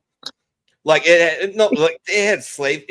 This house was built out of basically brick that they made out of mud from the Ohio River, straw, of course, and shit like that. It was an amazing, beautiful house, but it had slave quarters. It had a tree. It had trees where they used to hang fucking slaves from fucking up and shit like that. Unfortunately, slave pit there. Like, you know, they have a plantation house like that in Virginia Beach. I went to, very lovely house, but they had the hanging tree. They had the pit. They had the quarters. I had to go in that house multiple times to I get a call from the guy. This guy was a retired master electrician who did did all the steel plants down there in Kentucky. And he'd call me, fucking, hey, you gotta go check on the house. There's lights on. There's no kids in there or anything like that. I'm like, get up, grab my gun, go in there. Nah, fucking nothing. Go through that whole house, nobody. Fucking hair on the back of my neck standing up. Call me. Right. He had to go take his daughter to get some fucking. She was had all kinds of issues, and take her to spend some time at Mayo Clinic or something like that. And they're like, she calls me. She's like, I just got the water bill. It's insane. Can you go check, make sure the place is like not like there's a broken toilet? There's I go not there. like a No, faucet running. there's no broken toilet. No, there's a faucet running. I'm like, what the? Oh, there was a faucet running. Oh yeah. No, they could not get anybody to work in that house in that area after dark. Nobody. I bet. Yeah, it like Five Nights at Freddy's or whatever. Right. Someone's gonna I jump don't out put a hell of a stock in it, but it was like Jesus, like like. Well, what? You don't want to come to my house? You don't want to stay? A night seeing the shadow movements on the floor and glimpses of somebody looking at you from like the mirrors. You don't want to see all that? I will take 200 milligrams of edibles and I will sit there and wait for shit to happen. All right, cool. I will sit there and we will videotape it. And when I freak out, everybody will laugh at me because I scream like a little girl. But yeah. Here we go. Yeah, here we go. You win a game against me, I'll sex with me after beating her at Russian roulette. Oh Jesus! Oh my God! Finally, a bathroom for me and my enormous penis. Oh Jesus! Remember, turn off your computer before midnight. 12/31/99. I was there 3,000 years ago. The Y2K. Oh, I remember that. Yeah. My favorite thing about Y2K was the Family Guy episode. Oh Jesus! Fucking Peter's like, "Hey, we're getting out of the basement." Hey, I'm not going in the basement, Peter. Are you pregnant? No, and he kicks her ass down the stairs. Yo, did you see what Dean just wrote? I figured it out. It was just an Uber driver ghost. She drives them around until they figure out where they want to go. Explains the blankets. Yeah, she dropped off. She dropped off a ghost and a ghost kitty. Like, I mean, come on, man. Oh well. Oh well. You make friends with them. Yep. I think the one that we're having now recently. So the one that we had for a bit, it was the guy who lived across the street. His brother passed away of a heart attack. They lived together. Right. That was years ago. He just passed away, I think, in October. And I think he's over here hanging out with his brother. So I'm like, geez. The other day they were making noises. It actually was a couple of weekends ago, and I was like, none of that. Like, y'all allowed to stay here, but don't be doing that shit. Jesus. What do you think will come first in 25? 1, a new Drake album. Let's hope not. Number 2, an RFK-induced measles epidemic. Robert F. Kennedy Jr. inside your mother. No, I'm pretty sure this is a fake Robert F. Kennedy. I'm pretty sure. It's got two B's in the word Robert in the. It's a troll account for sure. But it's still. I mean, there's an account that I follow that's I'm not Elon Musk on Twitter, and it's fucking hilarious. Please stand close. You're holding a pistol, not a rifle. FBI, it wasn't a terror act. Everyone. Was it? Yeah. Barack Obama basically just told the whole world that Donald Trump is small in the pants. With the size of Michelle's cock, everyone looks small. Go Big Mike! Go Big Mike. Oh, God. That is the most fucking masculine fucking first lady ever. Just saying. Where was she during the funeral? Oh, she was there. No, she wasn't. She was in Hawaii. Oh, she didn't go to Jimmy Carter's funeral. She was the only first lady that didn't show up. She's probably trying to find another chef. Right? Just saying, man. Robot vacuum instantly cleans 50 square meters. Foot activated. Recently offers only. Eee. When 50% of people think you should be sent to a concentration camp. That's democracy, folks. Making women look dumb is a disturbing new podcast trend. Oh God. What's it say at the top? I don't even know. Not really that new. The View has been on the air since 1997. Making women look dumb. Okay, first off, hold up. That's why I've heard dumb shit from men. I've heard dumb shit from women. Y'all basically outnumber us by the dumb shittery. Yeah. Oh, sure. The whole reason I had this one in here was the meme or the View line at the top. Oh well, yeah. I just hate those chicks. Like my mom. Oh my god, was it this Christmas or last Christmas? She came out of fucking blue. She's like, I don't think anybody should own an AR-15. I'm like, you need to stop watching The View, and I don't know, don't like lead with that kind of statement to me. Like, what are you talking about? Like, you don't even know. Like, I been trying to get her to do two things. Well, three things. My wife is very upset with me not being able to accomplish one of them. Get her to move closer down here to her grandkids. Get the fuck out of a 3-level condo because one time she broke her ankle. Damn. Yeah, and the that's other not good. it's like she won't stop with the political stuff, and she doesn't know. She just takes bullet points and just goes with it, and it's like, get off of Facebook, stop watching The fucking View, and don't tell me nobody needs to own an AR-15 because you don't know what you're talking about. All right, just See, that was my grandma at times. She would post stuff, and I'm like, Grandma, stop. That's yeah. And I have to tell her, like, no, don't. That's not one. That's not true. Two, where did you get that from? Facebook? Okay, no, stop that. Exactly. Exactly. 1,500-mile license. Oh, well. Big Mike. Big Mike. Big Mike returns. Yeah, baby. Dude, what's Sean up with Richmond right now? What do you mean? Here, Richmond, Virginia has had no water since those snowfalls. Oh, I have no idea. I didn't hear about that yet, but that's not good. Like their water mains broke and stuff. They diverted a whole bunch of money from their water system to DEI programs, like $2.1 million. And then, the snow cave, everything got cold and nobody has water. And it was supposed to be fixed by... It was supposed to be fixed by Thursday, and then the last I heard it was Saturday. So maybe today they got water back. Hopefully. Fuck. That's fucking awesome. Good job. The right to bear means when you're trying to fart hard for freedom. Jesus. Did you hear that speech? No. Hakeem Jeffries, actually, when he accepted the minority leader, he said they were going to fart hard for voter rights. And then he corrected himself to fight hard. But at first he said fart hard. Yeah, it's over. He should have just stopped where he started, you know. What do you want your member of Congress to focus on? Reply with your top issue. And when you live in California's 15th district, expelling those who sleep with Chinese spies. Oh, yeah, that works. Swallow. Yeah. Do not use blade to open. Oh, Jesus. Come on. That's funny. No, I like the punny ones. I love them. I love punny memes for sure. I love them. Charge people for rape and violent crime. Charge people for social media posts and memes. Welcome to Britain. Welcome to Britain. Yeah, that was ridiculous. I have a friend over there that's a big like Twitch guy, YouTuber, and he's also married to a Belarusian chick, which is fucking interesting for him.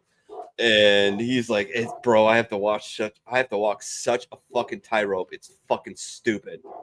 Like, it's stupid. And this is how I make my living, is doing content like live on air for like 8 hours a day, 5 days a week. And I have to fucking watch what I say. Like, it's like so stupid. I'm like, well, fucking move. Yeah, get out of there. Joe Biden presented George Soros with the Presidential Medal of Freedom. I can't believe that shit. I can't believe that. I mean, Jesus Christ. I mean, I would have been shocked if fucking Emperor Palpatine, who's a fictional character, showed up at the fucking White House, turned around, and fucking Biden just put a fucking Presidential Medal. I mean, you know what the fuck? You don't give those things away like they're fucking tokens. They fucking supposed to mean something. They're supposed to mean something. You don't just get out of the fucking job and just throw them to your boys. Like, that's just fucking stupid. This man had a song called My Ding-a-ling, and everybody was cool with it. Yeah. Hell yeah. Fucking A. Trying to serenade you. Michigan. Oh, there we go. Hey, I don't know why that's in there, but it is. Oh, I don't know. Oh, there we go. Blue, sorry. Ruin a song by adding the words of my butt at the end of the title. Oh, my God. All right. Go ahead, guys. ruin a song by putting in my butt at the end of the title. I don't know. I mean, I guess Van Halen's Running with the Devil in my butt. Running with the devil in my butt. All right. Running with the devil in my butt. Sweet Child of Mine in my butt. Oh. Oh no. Yeah, you know what's fucked up? That just popped in there. So I don't know. That's all. What's yours? T, you got anything? Did he freeze? I don't think he can hear it. No. Oh, he's muted right now. All right. We'll move on to the next one. Flat tire in Alaska. I think I fucking got these memes wrong, but this. You can be yourself around me. Are you sure? Yeah. Are you absolutely sure? I wish I could afford all that shit, but I can't. I'm still trying to get a fucking God, I don't remember what they fucking call it. T. Oh, he's talking to his wife. Can't remember what the fuck they call it. It's the handle on the front of your fucking AR. I can't remember what the fuck I call it right now, but I'm still looking for one that I like and can't make up my mind, so I haven't bought it. Not like they're expensive. I'm sure my wife wouldn't be upset if I'm like, I'm buying this, but how does someone get a picture of this, but the so-called security doesn't see it? I swear to God, I'm off on these fucking memes. I'm going to try and fucking look at them again real quick. Hold on. Because I swear these were last week. They were. Yep, I knew it. I knew there was something wrong. Pretty sure I knew there was something. Yeah, there we go. Yeah, I knew it. There we go. Now I got it right. Sorry. DEI fire in California fires. Oops. Oh, jeez. Study finds that hearing an opposing viewpoint causes no real harm. No, it doesn't. It doesn't at all. I got a friend. One of my best friend at work is probably left of center, to put it mildly, and we have some fun discussions. And like he comes over all the time during when we have fires, and we sit and talk because my wife is very libertarian. I'm very libertarian. He's kind of left of center, but we have fun conversations, and we talk shit and make points, and oh yeah, you're right about this, and oh, I'll give you that, and that's fine. It's no big deal, and that's how it fucking should be. It shouldn't be just you're a fascist, oh you're a fucking da da da da. It's like, no, come on, man. Or there's no reason to call someone on the right fascist. There's no reason to call someone on the left hobo or homo. Unless they are. I mean, unless they really are, now I would never. My brother-in-law is pretty. One of my brother-in-laws is pretty left of center. He's Garen Ketchit, and I love him to death. Love him to death. He's my favorite person, one of my favorite people in the world, and my absolutely favorite person sitting next to at family dinners. Because all he does is say catty fucking shit, and it just makes me laugh. He's just the funniest person. Boobs in porn, boobs in anything else. What is that? I don't know what it is. Like, you're like, oh yeah, there they are, and like you're like, oh, is that Katie Holmes' nipple? Woo! By the way, if you haven't seen Nosferatu, there are boobs in it too. Oh well, now I'm fucking sold. Now I'm fucking sold. Oh, I love that. It's fucking that's a great fucking show. I gotta go see it. Gotta go see it for sure. Can't unsee this now. No, you can't. Oh Jesus. Oh Jesus. Love it. Stop. Okay, first off, they're trying. They're trying. God bless their cotton socks. They're trying. Stop. Woke. A state of awareness only achieved by those dumb enough to find injustice in everything except their own behavior. Agreed. It's always finger pointing. Always. Oh, man. The fact that catchphrase tax the rich and not help the poor is telling. That's because of his ideology that promised an envy and resentment tone. The altruism is merely performative. The more corrupt the state, the more numerous the laws. Tacitus. Should look that dude up. I mean, he did some gangster shit. I mean, he's a Roman, so it is what it is. But that statement is still very true. I might have to leave soon. My phone just indicated that it's running low, and I did not charge it today. No, we bounce. If you do, thanks ahead of time for hanging out. I always love you being a part of the show. I appreciate it. No problem. You're my girl, Blue. If you're not disgusted by a hammer and sickle, you are a swastika. As you are by a swastika, and then the education system has failed you. Yeah. Shit, communism has killed more people than the fucking Nazis. I mean, by no means am I defending. By no means am I defending it. No. By no means am I even saying Nazism wasn't as bad. They got rookie numbers though. But they got rookie numbers compared to how many people have died by the hands of communism. I got brought into the company office one time as I was a little. I got an incident with a guy who got basically called TDY. He got put in our barracks, came into our unit, and he came out. I don't know, 11:30 at night out of his room. Me and a few people. One of them might have been on the show, might have been a part of Sports Church, and he shoulder checked me, and I turned around and he had a Che Guevara. Oh Jesus! And I just grabbed him by the shirt and punched him in the jaw. Dude, he went and ran to the duty, and I had to make a statement, and then I had to go to the company office and explain myself. And before I even got into the CEO's office, Company Gunny was like, all right, I saw it. What really happened? And I told him, he goes, get the fuck out of here. He's like, kick rocks. I'm like, all right, see you, Gunny. He's like, fuck that guy. Just saying, people, 75 days to the opening day. Woo! Can't wait. Oh, baseball. Baseball's life. Me after eating, I need something sweet. Eat 4 cookies and have a cake. Now I need something salty. Oh, that looks like my cat Belle. Or my former cat Belle. Not one person has been brought to justice in an Epstein case. This is true.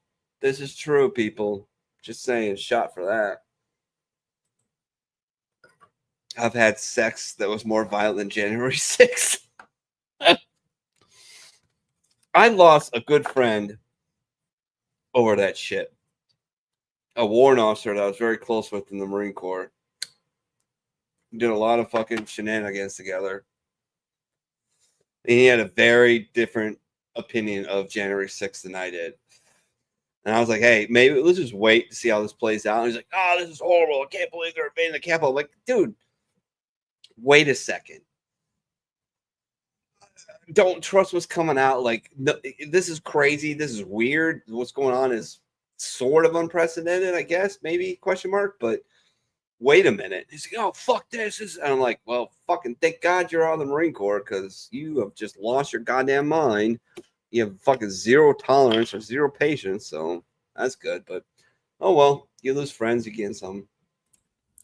Sorry, Sammy was down here telling me stuff, and then I noticed Blue wasn't here anymore, and I was like, I better get back out to the show. You're fine, man. You got to do your family stuff. Sammy's a gangster, and we love her. Gavin Newsom enjoying the smell of Democrat policies in the morning. I wish Blue saw that one. Dear God, give me a reason to get up early tomorrow to go to work. You're poor. Yeah, that works. Oh, he didn't watch it. He watched the media told him what happened. Yeah. Western teenagers praising communism. Eastern Europeans. Yeah, exactly. See, going back to Ukraine, man. Look, I get it. What do you honestly think about this thing? Like, I know there's all the conspiracy theories and all this other shit and whatnot, but what it boils down to me is that I don't give a fuck if Russia thought they were fucking. And by the way, that's a bullshit narrative. In my opinion, Russia's like, oh, NATO's encroaching on us. Well, NATO's never invaded anybody, right? NATO's never invaded anybody. Have they? I don't think so. All right. So, and NATO encroaching on your territory. Now, I get the counter argument where Russia's been invaded multiple times. They lost, what, 20 million people in World War II? Now, how many of those were due to Stalin being a fucking idiot? Probably half. Honestly, probably half. Well, yeah, they lost the most out of the allies, and yeah, right. Yeah, and a lot of that is, communism. Would they have been able to do anything if we would have not only bankrolled them with money, but supplies, ammo, basically bullets, bombs, and bandages and airplanes? Would they have survived? No. The fucking Nazis would have just fucking stopped at Moscow, waited for the thaw to fucking happen, and then just fucking roll right through. So don't give me that shit either. Like, I'm sorry. Like, yes, money needs to be spent here. It's always made when anything happens overseas. Oh, we're sending money over here. It should be spent here. Yeah, they fucking should be. However, do you want the world to blow up, or do you want it to just fucking... Do you want to keep some semblance of fucking order at some point? Do you want... And look, we set a bad precedent. We invaded Iraq. That was a bad fucking move. We all agree that was a bad move. It didn't start well. It didn't end well. It was a bad fucking idea to go with. Nobody should ever be allowed to invade a country because somebody tried to kill their daddy. Point blank. But fucking, we haven't lost a single soldier in Ukraine. And we're still depleting the Russians, which might end up biting us up on our ass. Because I've said it before and I'll say it again. If I'm China and I'm staring at fucking, I need to do something to like bust, to keep the people with me, bleeding myself almost dry to take Taiwan in a Pyrrhic victory is not worth it. I'd rather just invade Siberia because there's gold, there's diamonds, there's oil, there's natural gas, there's every resource in the world. It's lightly defended. The Russians been bleeding themselves dry for what? Almost 3 years. It's been 3 years, right? Because they invaded in February 22nd of 2022. So it's been 3 years, right? Well, so they're coming up on 3. Yeah, coming up on 3. Right. So fucking maybe Britain could bankroll a war on 2. Yeah, maybe. Putin doesn't want Ukraine to join NATO because that was surrounded with missile defenses. Russia is no longer a nuclear power. Nah, I don't buy it. Love you though. Feminist. I use my mom's last name instead of my father's. Me. You mean your grandfather's last name? Oh, I love The Boys. That's a great show. Have you watched it? What is that, Homelander? The Boys, the Boys show on Amazon Prime. No, I know the character just because I know he's in that Mortal. He's in that Mortal Kombat game. He was like a downloadable character. Do you have Prime? Yeah, I got Prime. I should watch it. I think there's 3 seasons. It's pretty funny. It's pretty relevant. Like I used Prime to watch the One Fights last night. That's right. You told me about that. Yeah, you got to remind me about that because I would like to do that on Friday nights. Yeah, they usually Prime I think usually has an event once a month, and then YouTube has one every Friday too. But that's like that's in the morning. I'm always at work when those record, so it's like when I get home from work on Friday, it's like, this streamed 2 hours ago. I'll watch it now. Yeah, Dean says, who the fuck are you gonna get to get all that? It's fucking Siberia. The Chinese will get it. They'll take it. They're fucking fine. They're fine with that. There's funny. Have you read Tom Clancy books? I know like some people call it like bro books or bro novels, but the dude predicted a lot of shit. The only one I actually read was Rainbow Six, and that was when the the video game was popular. So I read Right. the book just because of the video game. Well, there's one. I'm trying to think of the name. God, what is it called? It's basically he predicts a war between Russia and China, and it's basically the same thing I put out. This is where I got the fucking theory from, to be honest. Is China's like, well, we gotta fucking do something about this. Our economy's collapsing, so we just invade Siberia, and we actually fight on the side of the Russians, which, believe it or not, I think would probably fucking happen. I really do. I believe it would really fucking happen if the Chinese invaded Siberia. We would probably proxy war the shit out of that for the Russians. Let's get I think China would make a few other moves before they tried to take Siberia, though. I think we're a ways off from that. Yeah, but everybody's like, oh, they're going to take Taiwan. They try to take Taiwan, but that's and then the Philippines. Do you know how brutal that's? Look, how you got to go back to. You got to think about amphibious operations in the past, right? Look how fucking unbelievably complicated and lucky we were to pull off Operation Overlord, right? The D-Day invasion. Like, there was moments where that shit almost didn't work. You go to the Falklands War, all right? Britain versus Argentina, which is one of the weirdest wars ever. That shit, the Brits almost lost that on multiple occasions. They almost had to pull out on multiple occasions, all right? You go to the first big amphibious operation, which was in World War I with the Brits trying to was it Dardanelles? Yeah. And that ended in disaster. Like, it's fucking super hard to pull that shit off. Like, not just to get the troops there, but to get them safely and then to keep them supplied. Like, to invade Taiwan is a fucking, even if they win, even if they destroy the 7th Fleet, even if we reinforce the 7th Fleet and they destroy the 7th Fleet, it's a pyrrhic victory. China is fucking, their navy, their military is fucked for years. So why make that move when it's so much easier to just turn everything north and punch through your neighbor who's a bitch, which is Russia? Because I'm not calling Russians bitches, but their military is obviously not what it was and not what we thought it was, right? I mean, everybody thought that Russia was going to roll right through Ukraine, right? I'm pretty sure I'm on record saying that this shit's over in like 10 days. Nope.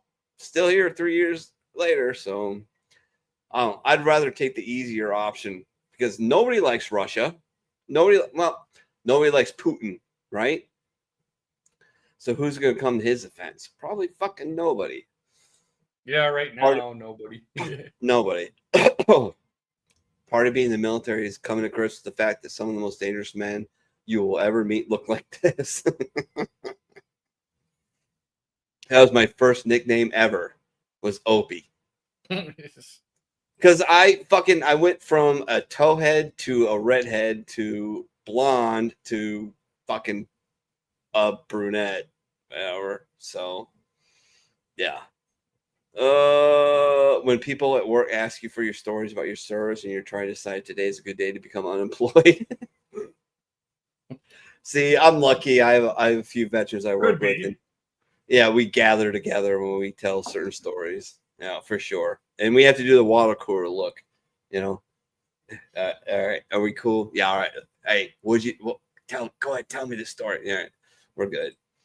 Civilians, oh shit, it's so pretty. Me, that looks like an ambush waiting to happen. I'm always like, I don't understand. I'm like, because it's going around a blind corner, baby. She's like, oh, I don't understand. I said, all right, so imagine people on the other side of that hill on one side, and then at the end of the road, at the other road, they're all lined up. So once you go through, you got an L shape, and you hit from here and you hit from here, and it's gone. She goes, oh. That's why you're paranoid? I'm like, yeah. Yeah, that's why I'm paranoid about that shit. When you wake up from a long night of drinking and still have your ID, your debit card, and your ring. Got to give a shout out to Lilith Grant. Of course, you can see the watermark on there. Lil Rank's Facebook page. Get over there, subscribe, and give her some love. She's fucking a great meme maker. She's a great chick. I love that one. takes a shot. Yeah, she hasn't been on in a while. I know. We need to get her Have on. her on again. For sure. Takes a shot. Sailor who provided a urinalysis sample. Ooh, yeah. Yep. Zucky, after a decade of censoring the shit out of everyone. I'm sorry. Yeah. Go fuck yourself, bro. Yeah. Yeah. Well, he's going to go wherever the political winds blow, apparently. Exactly. I tell you what, Zuck. Take the bar back to like doing like 12, 14,000 viewers to what it is now. Pay me for what that was monetized worth. Pay my house off, and I'll be your boy. I'll be your biggest champion. But other than that, go fuck yourself. I just need everyone to know that this will not be me when the U.S. invades Greenland. Jesus. Then why do you post so much? Because I would rather talk to veterans on the internet than people I see every day. Agreed. My facilities manager, every day I see him when I come into work. He's like, "What's up, Mr. John?" I'm like, "What's up, Kev? How you doing?" He's like, "Fucking hating life, but I'm still here." I'm like, "Roger that, brother." He goes, "Semper Fi." I'm like, "Raw," and we just move on with our day. He's a Marine veteran that I work with. I got 1 Navy and 3 Army guys that I work with, but I love my Marine. Your analysis NCO after saying he has to see the stream, leave the body. Jesus. I need to see more Shaft. What? Instead of hiring more people that will eventually quit, figure out why the current employees are leaving. Yeah. Good call, man. Agreed. Yeah, that would be a better plan. ATF strolling through the door, left over by the bump stock ban on the way to infringe on some more rights. Yeah, I'm not a fan of the ATF. Not a fan at all. Yep. Yeah. This is fine. Yeah, don't worry. Yeah. Great job. Yeah, you guys are doing great out there. You did good things. You know, you did good things, and the whole fucking state's on fire. Not the whole state, but I've never related so much to a cartoon in my life. Yeah. Do we really? Yeah, we gotta do it. But let's yeah. All right. Yep, we're off to a great start already. Yeah, we are. LA fires, woke policies, Democrats. Why would climate change do this? Yeah, can't believe that shit came out with its climate. Yeah, it's like, you shouldn't be criticizing anything, and then no, it's climate change that caused all this. But don't criticize how anybody's handling it. Jesus Christ. Oh, God. Thinking is hard, so just do what the government says. Yeah. Yep. Exactly. Yeah, then your state can end up on fire. Yep. If you want to know who the bad guys are, it's the side who wants you arrested for memes and jokes. Yep. Fucking Newsom made a call. They used to release the audio. He's like, "We got to do something about this misinformation campaign about the fires." It's like, you're fucking half your fucking place is on fire. Like, what are you talking about? All right, I got to take a break. If you don't mind, it's be real quick. I have a backup plan. Give me 1 second to find it. What was it? Oh, yeah. Nope. There it is. Yeah, I gotta take a wicked yes. All right. So I have something that should get me through it. Just give me a second to find it. I was gonna play a conspiracy theory one, but this one's way better because it's like relatable to everybody. Oh, there we go. So let's look into who thought it was a good idea to divert water to the Pacific Ocean for some stupid fish. Oh, smelt. You know it was a smelt, the right? The Delta smelt. The Delta smelt. The little. It made me think. You know, because you're from Wisconsin. You know the smelt run, right? Mm-hmm. It's a thing in Wisconsin. You go out on Lake Michigan. You go out on boats. You fucking throw nets out when they run smelt. You fucking get a bunch of them. It's a big thing. It's almost like it's equivalent of like in the South, like a crawfish boil. Yeah. Like you get all these things those in there. to California, and then they wouldn't have had to divert the water. Yeah, yeah, you can have a Wisconsin smelt, man. Unfucking believable. Unfucking believable, man. All right. Here's the thing I found it. All right. So this will give me a minute. I gotta take a wicked yes, man. I gotta piss so bad. It's all right, man. But best movie. So when were you born, T? I was born in 82. So you were 3 years old. Yeah, this is gonna start. Awesome. Yeah, I was 9. When this baby hits 88 miles per hour, you're gonna see some serious shit.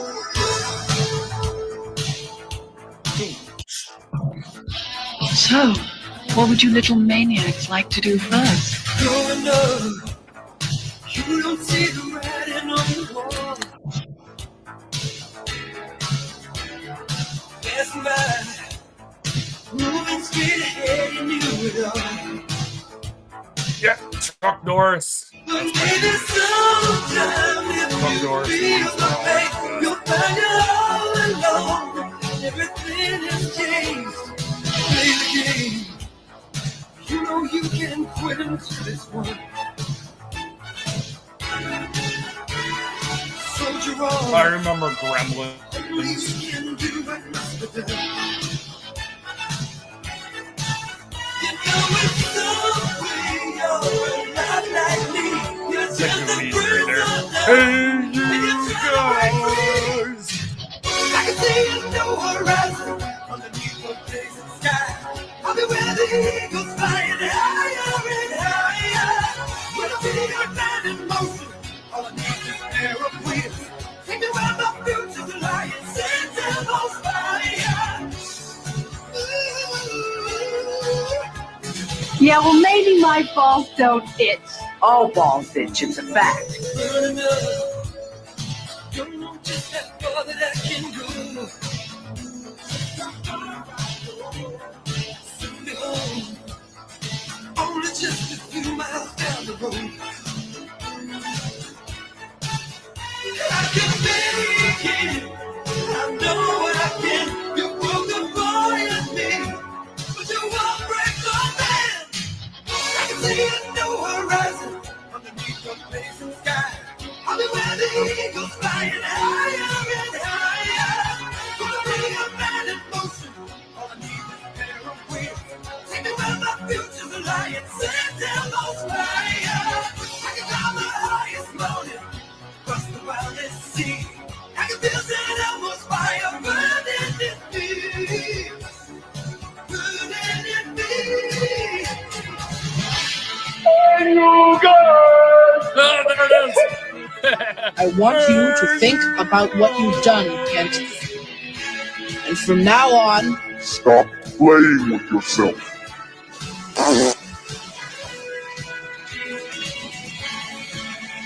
excuse me, everything you've done to me, already done to you. Let off some steam, Bennett.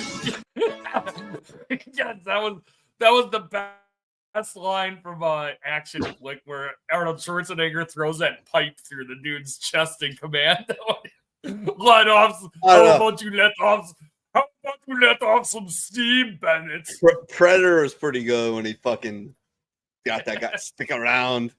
Yeah, that was pretty good. I was like, holy shit. I don't know why I came across, I guess maybe I follow the channel or whatever, but I was like, 1985 was gangster for fucking movies, Yeah, man. right. Like, it really was. Like, holy shit. All right, now I got to find the This is fucking.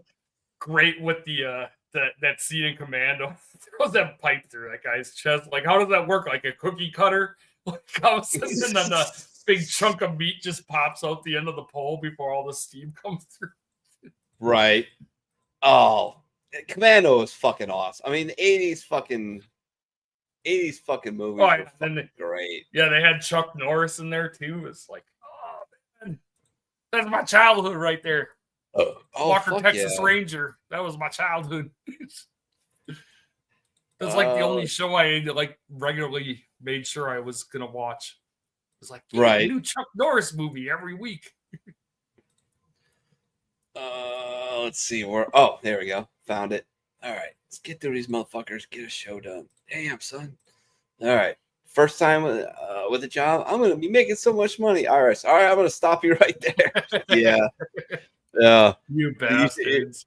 Play the game. I play the game of I claim single, no dependents all year, and I get fucking murdered. But then I file. Yeah, and then at when the end you of the file, year. then you Yeah, and then yeah, it's we like, do the all right, same fuck. thing. That's the only way to do it, man. Like, I have single friends at work. They're like, I had to pay money. I'm like, how the fuck did you pay money? Like, how? Like, it's fucking impossible. Like, if you claim as single, like, who are you complaining? How is it possible? Like, nobody here makes, well, not necessarily that nobody makes that much money, but it's still like, you need to like talk to somebody. Like, we have an accountant at work. Like, you can just like run shit by them. Like, maybe should I do this? Should I do that? Like, oh my god, because you did deduct your fucking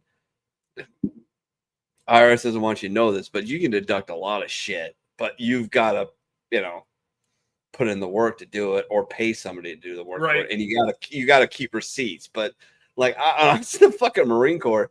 I didn't fuck around. Like, I fucking saved dry cleaning receipts. I saved fucking shit for fucking metals and all kind. Everything I spent on my job, on my own, I fucking deducted. So I got a couple extra $100 a year just because I did that, and it didn't really take me that much work. It really didn't. Oh, California, you took everything from me. That's misinformation. Yeah. That motherfucker. Oh, jeez. Oh, God. I don't even know how he's alive. I honestly don't. I'm not condoning or advocating political violence, people. But, Jesus. I mean, if I was in California, I got the fuck out of there. I loved it. It's fucking beautiful. It's so nice. Oh, yeah. Yeah, But, weather-wise, Jesus. and just like this, the state itself, like the landscape being is a- beautiful. yeah. You got the mountains that go snowboarding and stuff during the winter. Yeah, but I then went you can snowboarding. I went snowboarding in March. Yeah, exactly. You go. It's like you can enjoy that stuff and then drive a couple hours and then hit the beach and go surfing. Yeah, it was somehow fucking great. They fucked it all up. But then, politics came in and screwed the whole state up and made it unlivable.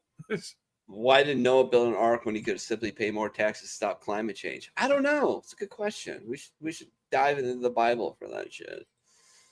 DEA firefighter in California. Oh, we've done that one. The first rule of firearm safety: don't try and steal other people's firearms. That's a good idea. I'm still trying to figure that whole fucking shit out. No, every time the government does some shit like this, nobody goes to jail. How many people got fired after 9/11?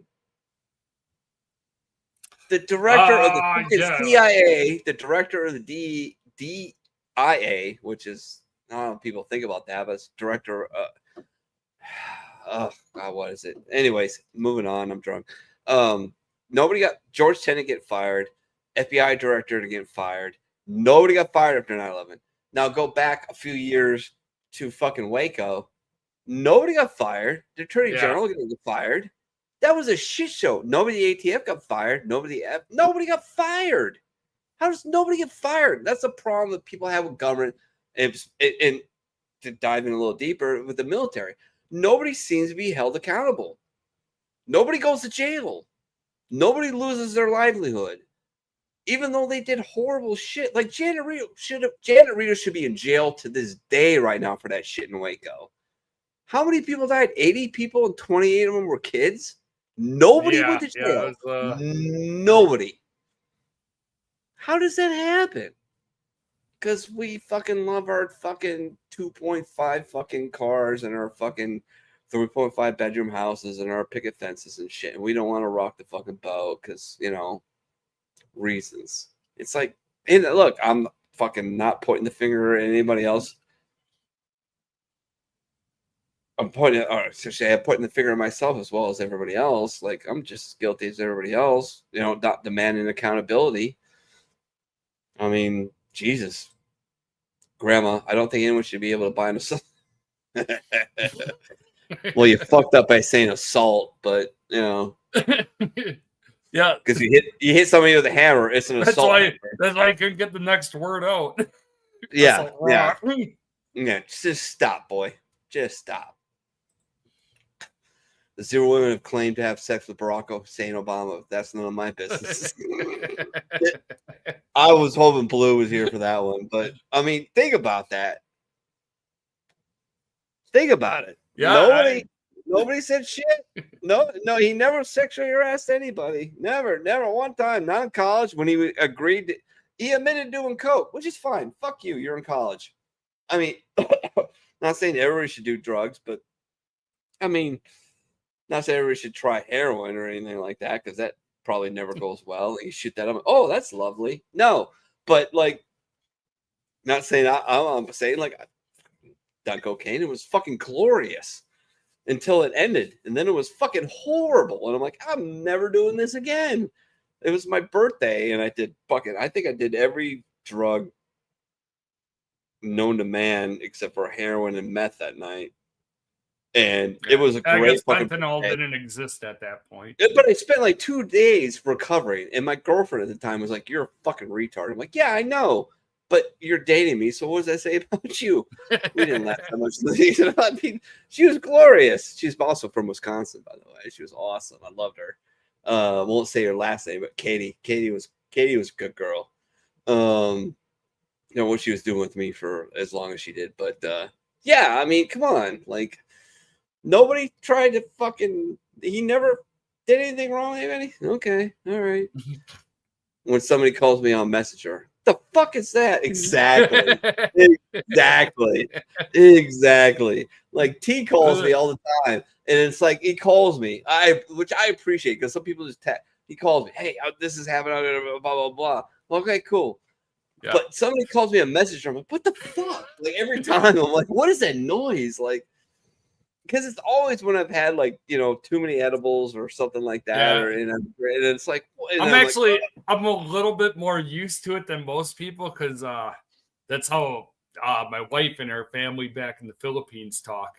They call each other on Messenger, so I hear that chime all the time in our house. Dean's got a good point though. He goes when Minnie calls me at 3 a.m. because I do. That's like that's my guy. Like I know for a fact that 99% of the time, if I need to talk to somebody, I'll call Dean at like 3-4 o'clock in the morning. He'll fucking answer. He does. And that's why I love him so much. And it's like, it's just rambling, drunken shit.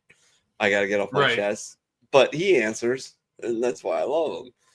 But I'm sure he's probably used to it at some point. That in the other times I hear the Messenger ringtone is when Pops accidentally calls us on sports. Mm-hmm. He started so many of those sports church Messenger calls, and then it's like, oh, I didn't realize I did this. Yep. Pops is good for that for sure. Chaplain, 2 wrongs don't make a right. Lance Corporal. What if I try 3 wrongs? Yes. I still don't know how in the flying fuck me and Poop became corporals of Marines. Like, I don't, like, people don't understand, like, Navy, Air Force, Army, they don't understand. Like, being a corporal, NCO in the Marine Corps is a fucking big fucking deal. Like, it is. It is. Because there's not many of us. So you are a corporal, you're almost instantly in charge of at least 12 to 30 people. And me and Pook got promoted at the same time, on the same fucking day. And we were both like, what? Like, look, we're both very good at our jobs. Both, I mean, I was better. I don't know. Better shot. Probably a better shot.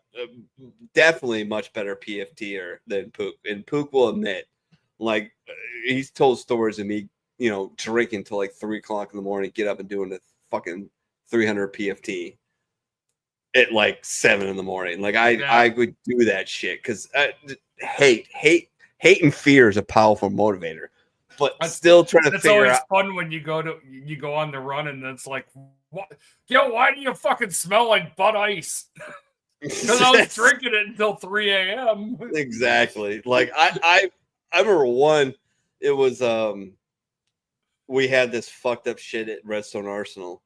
They were just breaking balls to break balls, and they kept us up all night. And I was the class leader because I was a senior guy. And so it got us through it. I'm like, hey, look, we're going to get like 3 hours, 2 hours of sleep at best, boys. Get ready. They're going to fuck with us again. And they got us up 0600. We're doing a mock PFT. I'm like, well, it's not mock. We're just doing it, right? Shut the fuck up, Kermit. Don't be shy. All right, well, let's go. So I got everybody together again. I'm like, all right, let's just crush this shit. And we took off. Well, we did our push-ups, we did our sit-ups, and that shit changed. It went to crunches and all kinds of other shit, but did all that. Then we went on the run, and I'm fucking furious at this point. And I'm a slow starter when it comes to distance running. I want to get my thing going, get warmed up, and then I take off. And I did, and I caught up to the CO, and he's like, "What are you doing, Kermit? You scared to pass me?" I'm like, "Sir, I'm gonna beat you by 45, 50 seconds. Well, show me." Boom, took off. Sure enough, beat him by 45 seconds. I ran, I think it was pretty fucking hammered. It was close to like 16-minute 3.1, which is shit for me at the time. But I got to the end. First sergeant's there. The CO of the Marine Corps detachment is there. And I just great. All over the place, and then go into my fucking my silkies, pull out my pack of Marlboros, pull out a cigarette, light it, and just sit down and just start smoking. And they're like, "What the fuck is wrong with this guy?" And there was, I can't remember who he's one of the senior NCOs there, staff NCOs there, and he just started laughing. He's like, "I fucking love him. I love him." Finished my cigarette because I could smoke a Marlboro in like 3 minutes. Fucking put it out. Got up. I am fucking dizzy and all kinds of shit. But I ran back through the line and started pulling Marines back up. Like, come on, let's go. And I remember that. I can't remember what he was. I swear he's a gun. And he was like, "Jesus Christ, you're a gangster." I'm like, "Yeah, fucking, I don't know if I'm going to make it." He's like, "I don't know if you're already either, but good luck." I'm like, "Thank you. If people make you sick, then maybe you should cook them longer." That's one way to go about it. All right, Hannibal. Yes. Oh man, one of the best movies. Man, there were so many. I wanted to try and take that 85 compilation and it moved too fast. But what I wanted to do with it was break it down so we could guess the movie. And I think I got I got like 70% of them. I don't know about you, but while you were gone, I was like commenting on some of them, but it's like by the time I said the comment, they were already 3 clips later. It's like, hey, there was Chuck Norris. It's like it's already that was 5 seconds. It went a little too fast, but I think I got like 70% of them. But there were some I was like, I don't fucking remember this at all. See, Blue misses some of the good ones. Cheese are very shy animals. Some zoos give them support dogs like those for humans. It's the cutest thing ever. I've seen some of those videos. It's hilarious. The look on your face when you see the bag of Coke stuck to your phone, which you just gave to someone to take a picture with your parents. Oops. I know you probably can't see it, but when I saw the meme, I'm like, oh, God, I'll put that up there because that's probably happened. Oh, my favorite guy ever. One of my favorite guys ever. I remember the morning the news broke that he had allegedly committed suicide. I say committed suicide. My wife says allegedly, which is fine. But he's one of my favorite people in the world. I love No Reservations, Parts Unknown. I love everything Anthony Bourdain stood for. And he says, you realize after you travel enough, there are some things that no way the lenses could have captured that moment. You just got to let it go and realize, well, it happened. I saw it, and that was pretty goddamn cool. And that's us in the military. We've got to go crazy places and see crazy things, but I try to do a lot of things after. I spent most of my time in the Caribbean when I got out of the military. I saw some pretty crazy shit, but I also got to do some really fucking crazy shit. Like, I followed advice. Like, I was in Jamaica, and it was like, don't go where the tourists go. Don't drink at the hotel bar. Find out where the people who work there go to drink and eat. And I'm like, oh, all right. And that was the best fucking advice ever. Because he's like, hey, yes, sir, how can I help you? Where are you going to drink when you get off? What? Where are you going to drink when you get off? Where are you going to eat? I'm not going to rat on you. Just tell me where you're going. I'm going to go buy you guys a couple of drinks. Oh, okay. We're going there. Like, oh my God, so much fun. Like, Jamaica, like the Virgin Islands. I stayed at the U.S. Virgin Islands. I stayed at the Wyndham Resort.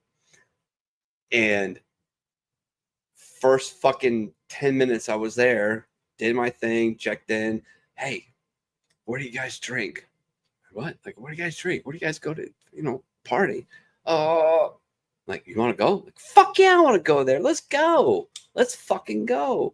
Yeah. And fucking best time ever. No, you can do that when you're single and shit. Yeah, when you're traveling, it's always better to go where the locals go. Yeah, and especially you like ask.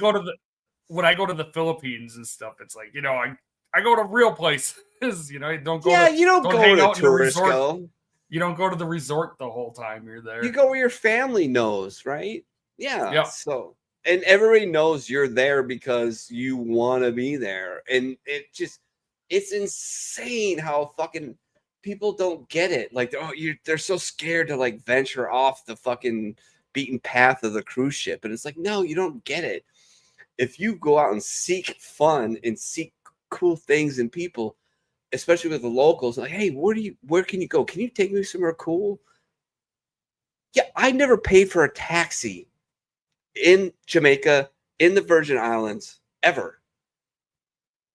I just fucking, hey, can you, and even the U.S. Virgin Islands, they have these things called zebra taxis, which they have a priority towards locals and everything like that. And they take you to all the resorts. But I was like, no, hey, I fucking remember I had to make a fucking run because I spent a lot of time in the U.S. Virgin Islands. But one time I spent like about 10 days. I had to make a fucking supply re-up, right? And I had to go to Target. I went to Target, bought a bunch of shit. And I'm like, oh, fuck. I didn't even think about this.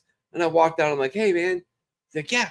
I was like, can you run back up the Wyndham? He's like, yeah, fucking $10. I'm like, fucking $10 and 2 drinks. He's like, let's go. And we just fucking went. And I got him through the gate. And he's like, oh, I can't run through it. I was like, no, he's my driver. He's coming through.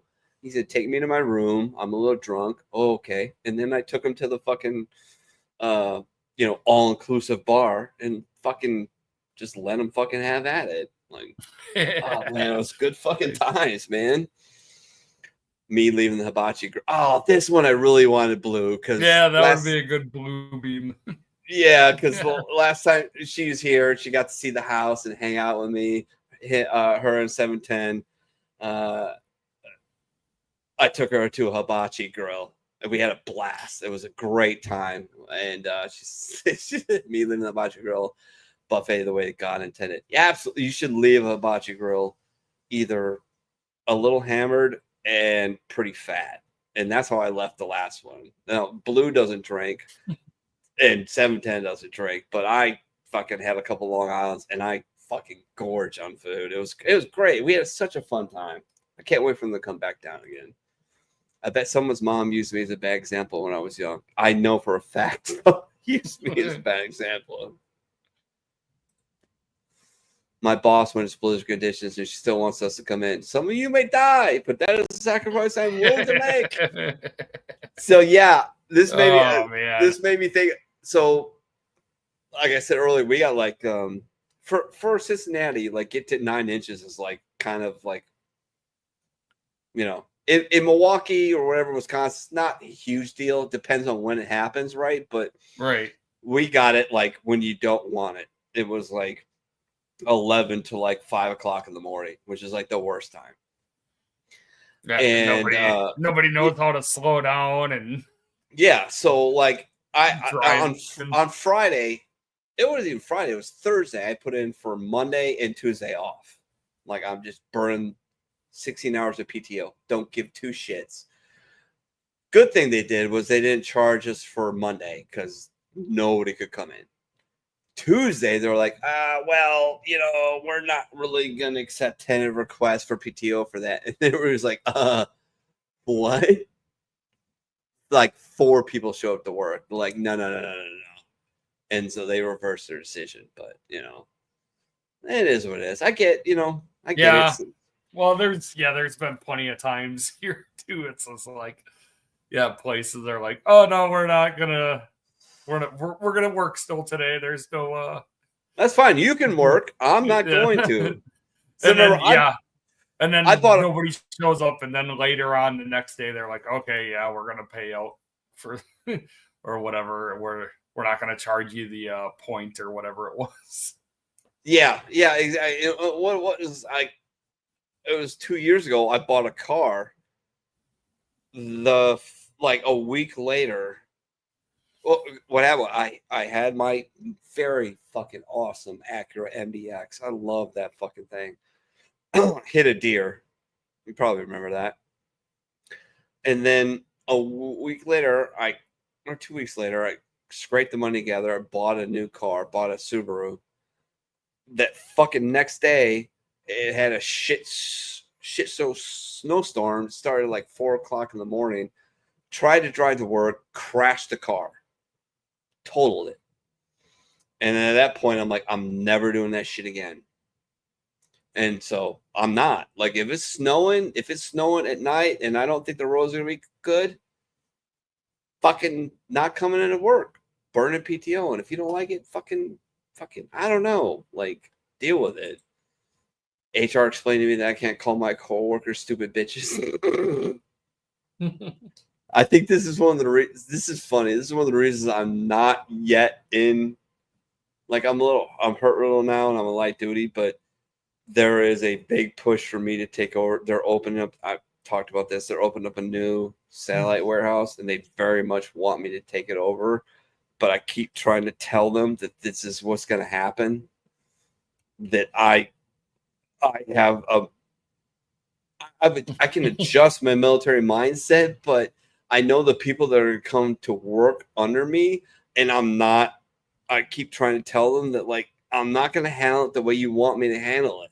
Like, if they can't work or do what I tell them to do, I'm just going to fucking run them out and probably end up in HR. And my HR lady she's very scary, but she's also very cool. So I don't know what end of the spectrum I'm going to end up with her with this, because I'm probably going to cause her more heartache than she wants.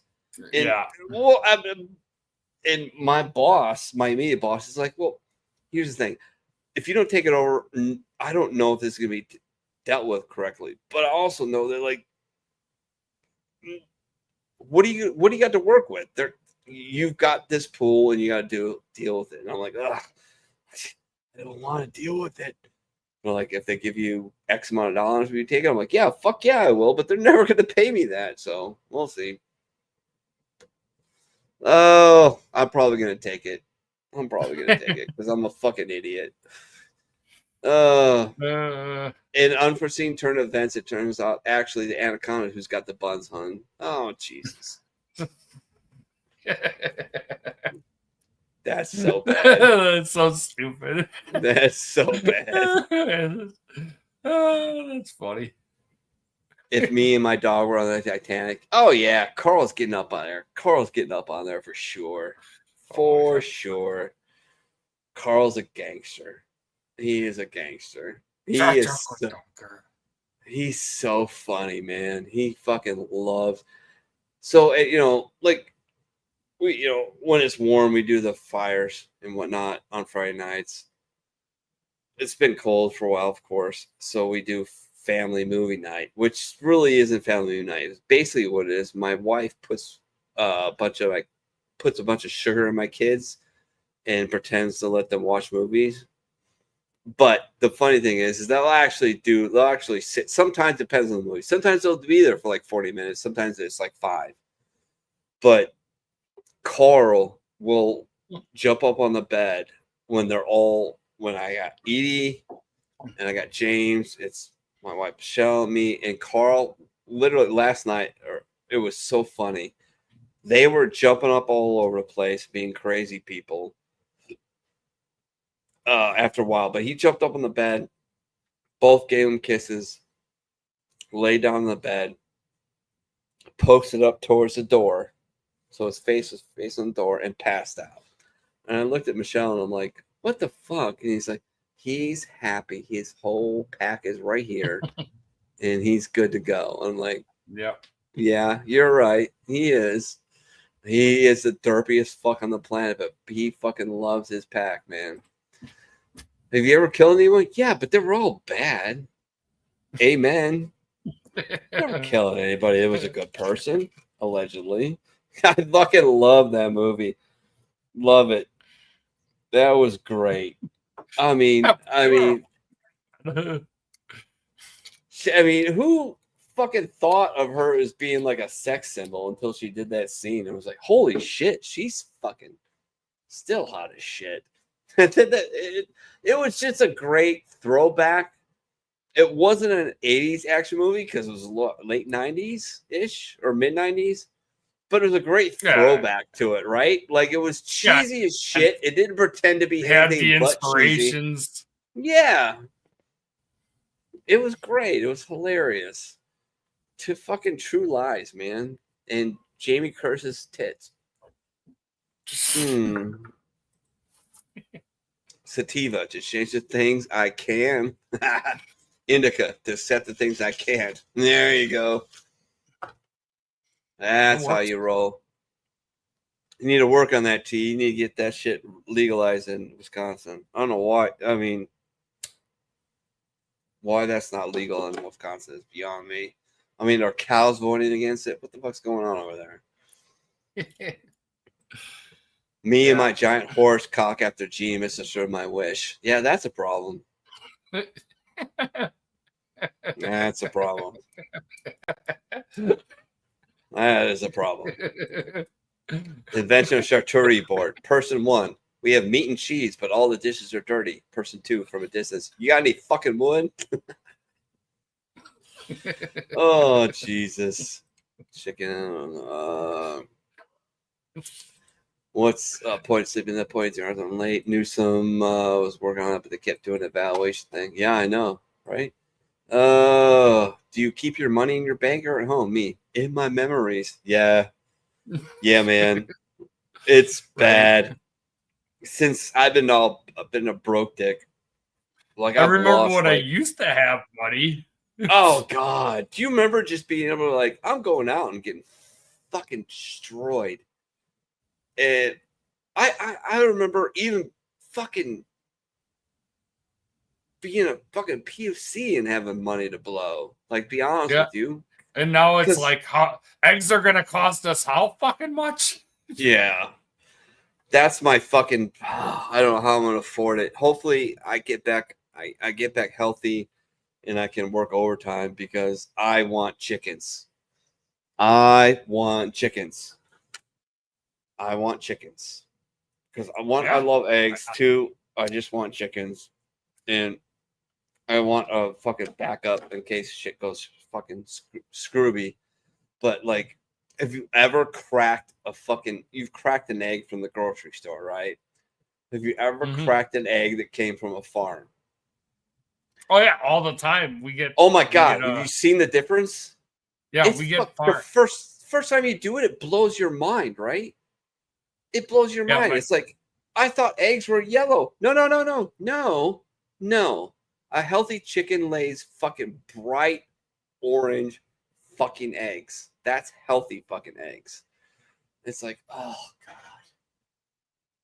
It's going to cost you so much money to do this. And I live about a bunch of very, very, very wealthy, very influential people. I've got a sneaking suspicion my chickens are going to fucking piss them off, but whatever. We'll figure it out. Yeah, we get fresh eggs all the time though. My aunt has some free range chickens and stuff, and my wife works with her sister, so she always just gets eggs from my aunt. We got like cartons upon cartons of the my fresh only ones. my only problem is I don't know what Carl's gonna do. Like, and my wife's like, well, like this is gonna be a lot of work, which is fine, but like she had the idea like we gotta get the chicks, and you're gonna lose a lot of chicks. And here's another problem, because the kids are going to be involved, right? And we're gonna lose a lot of chicks. Like, they just die. It just happens. Chickens just fucking die. No, well, or raccoons get to them. My sister, yeah, my sister had a bunch of them, and fucking raccoons got into their chicken wire and killed all of them.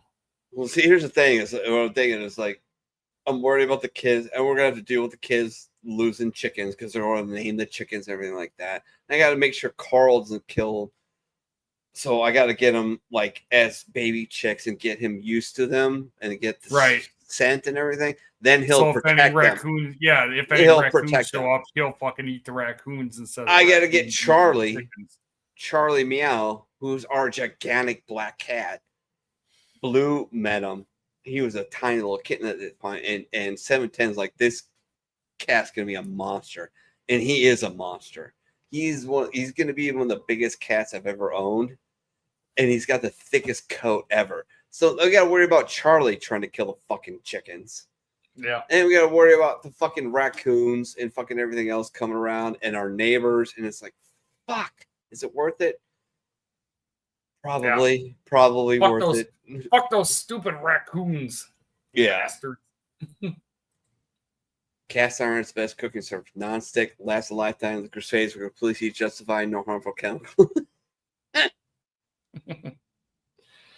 So, I talked about this earlier a couple times. I love Lex Friedman. Have you listened to him at all on Spotify? He's one of Joe Rogan's guys. I've heard of him. I haven't actually you should check out a lot. He's very neat dude. Very neat dude. I didn't know about him until Joe Rogan, and I love him. He's American citizen, immigrant, but he's been an American citizen for like 30 years. You can barely, you can't even really detect his accent unless he's speaking Russian. But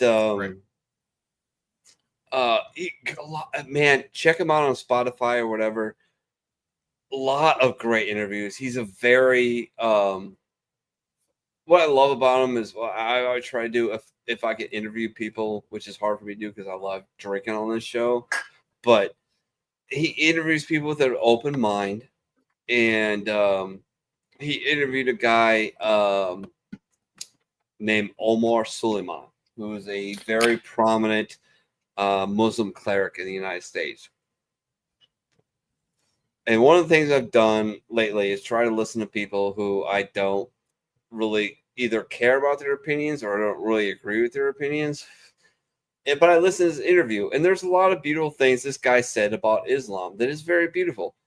However, fucking shares all the things with Judaism and Christianity. He dodged a lot of shit about Islam as far as shit like, like you were in Iraq, not Afghanistan, right? Iraq, yep. Right, yeah. But you never heard of Man Love Thursdays. So that was Afghanistan, right? Like Man Love Thursdays. That was a fucking thing.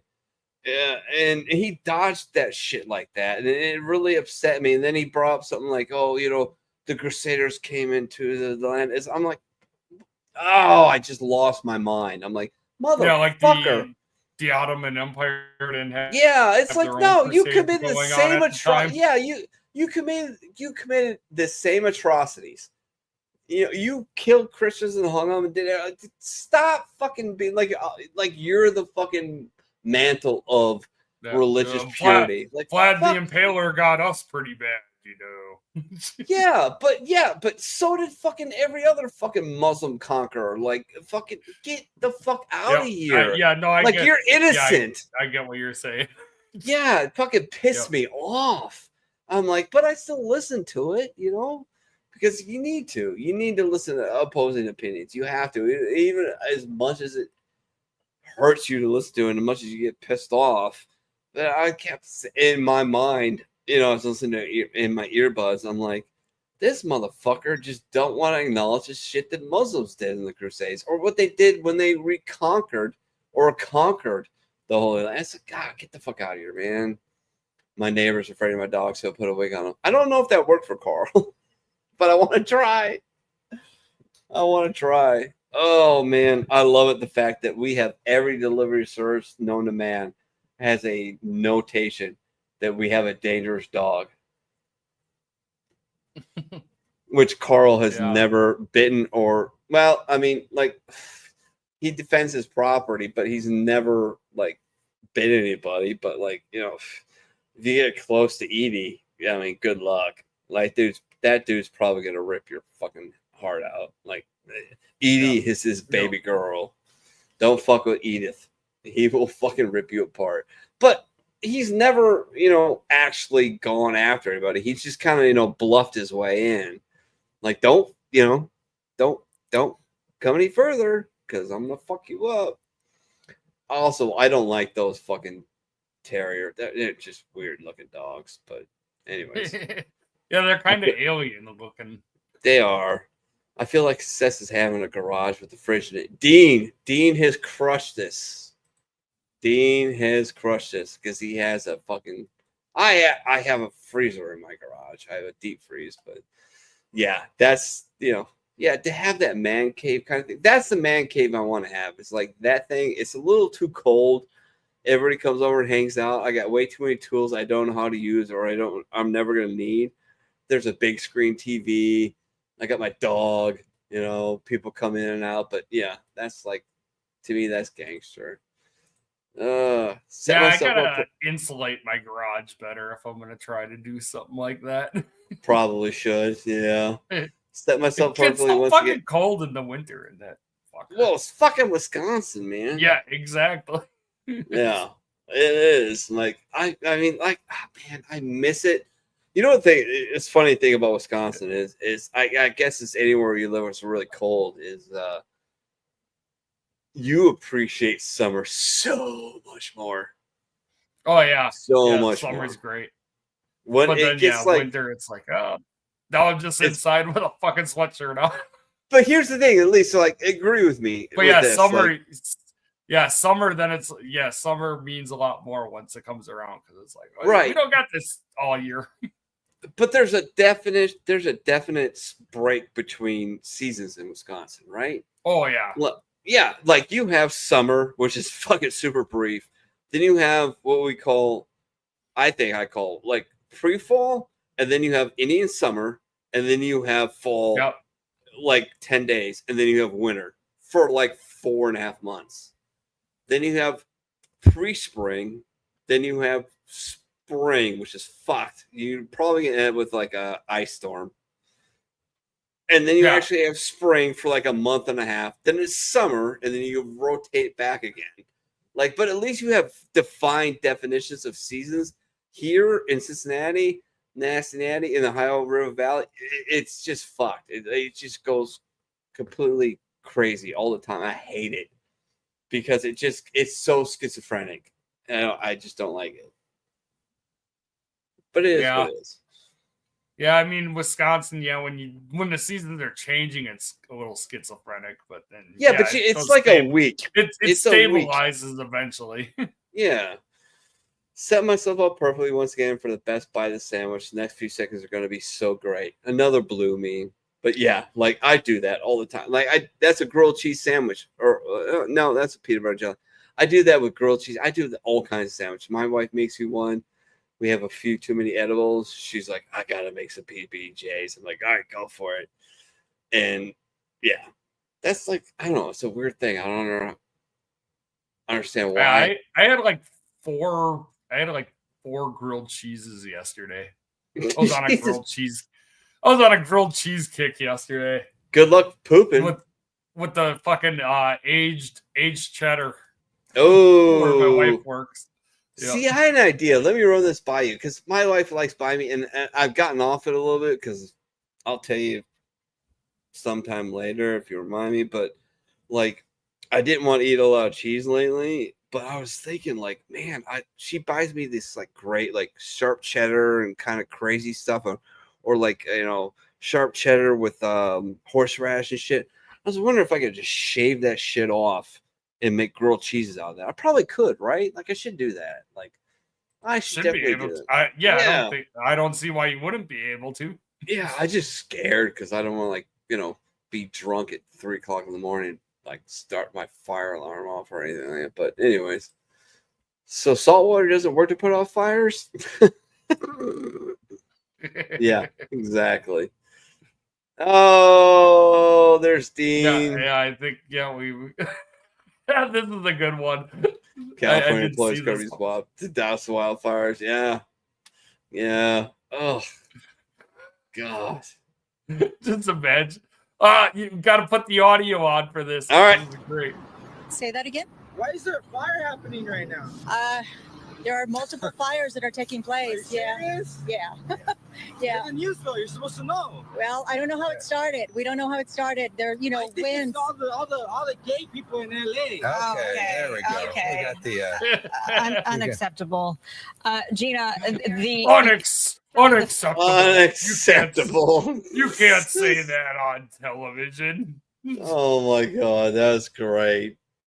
We are the media. We have deemed your. You can't say that. Girl, ham cheese hateful all hits the spot. thus You know what I was thinking? Yeah, exactly. Grilled ham and cheese hits the spot. Fuck yeah. You know what I was thinking about today? We're gonna wrap it up pretty soon because we got through the memes. I want to thank Blue for hanging out as long as she did and going through her Lord of the Rings and Pizza Night with 710 and dealing with her future brother-in-law, I guess, question mark. I love her to death. She's one of my favorite people in the world. Even though I invited myself to her wedding, that was so bad. It's like, what was I thinking?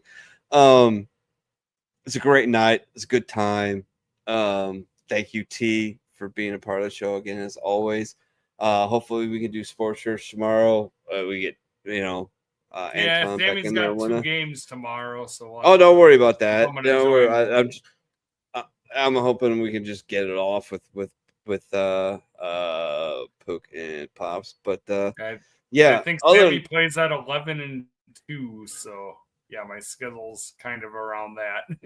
Oh, no worries. No, absolutely. But I was thinking, you know what I haven't had in a minute and I just craved, and I'm probably gonna forget about it. This is a poor thing. Or broke thing. I call it broke thing because poor is a state of mind, and I'm fucking broke as shit right now. I fucking loved grilled bologna sandwiches with cheese. Yeah, it ain't bad. Yeah. Oh, you grill them up. That's a solid. That's a solid go-to meal in hard times. Hell yeah. Oh, and it's cheap as shit. Like, oh man, I got all the broke fucking meals back there. But not to do it right now. I'm still making just enough money working my regular hours right now. But I miss being able to work the overtime because that was like, oh no, $700 to $1,000 a month extra money. Like, because I had a limited overtime. I still do if I can work it, but I can't work it right now because I'm fucking all fucked up. But yeah. Oh, can't wait to get back to those days. Fucking A. All right. I'll start and end it. I'm trying. Actually, you know what, T? You do your final thoughts first, and I'll try and line up how I'm gonna end the show. All right. Well, yeah. Sorry for all the technical difficulties tonight. Don't apologize. Well, eventually things did stabilize out here, so I'm glad you know, when I first got back on here this last time I got back on, it was a robot voice for a while, but at least things have finally stabilized. But yeah, next 2 weeks I will probably not be available, unfortunately. I know, it sucks. Sammy's got tournaments the next 2 weekends in a row, lacrosse and Eau Claire. No worries. That's, yeah. Honestly, these are the best days of the life, right? Oh, yeah, being able man. to go out and do stuff with your kids. So hell yeah, dude. The time's not always going to be there. So no. I guess that's always a good thing to keep yourself grounded on. So hell yeah, Michelle. just remember that. Michelle got me today. As I got up early. It's because I think I had to go to work. And Edie woke up first.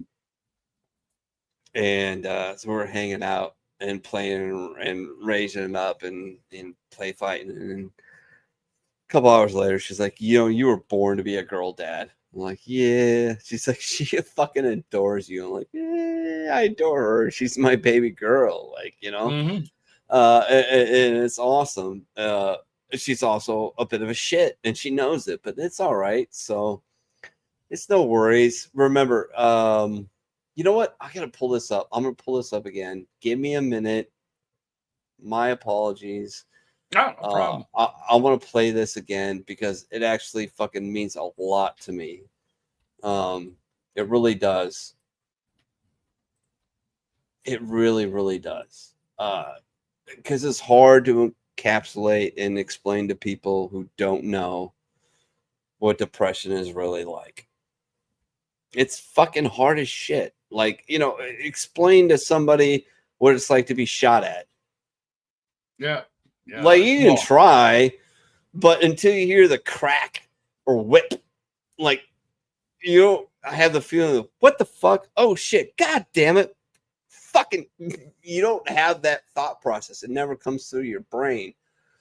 But I got to play this. I got to. Like, it means that much to me. And I can't believe I remember to do it, but I did.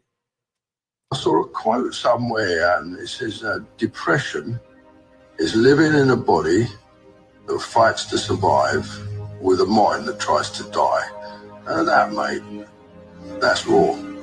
Proper raw. Because it's the bloody truth, isn't it? A war right there inside you, your body clinging on while your mind tries to let go. But let me tell you something, yeah?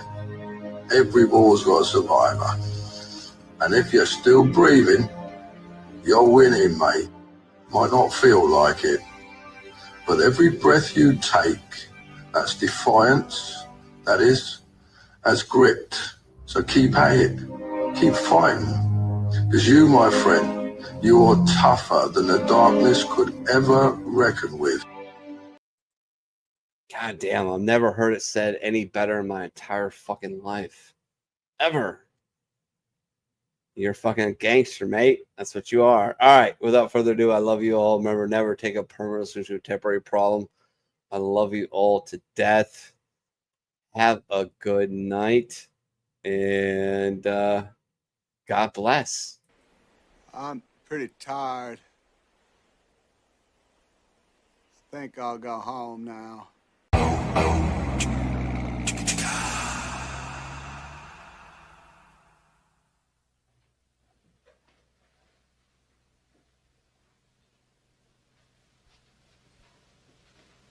You're still here? It's over. Go home.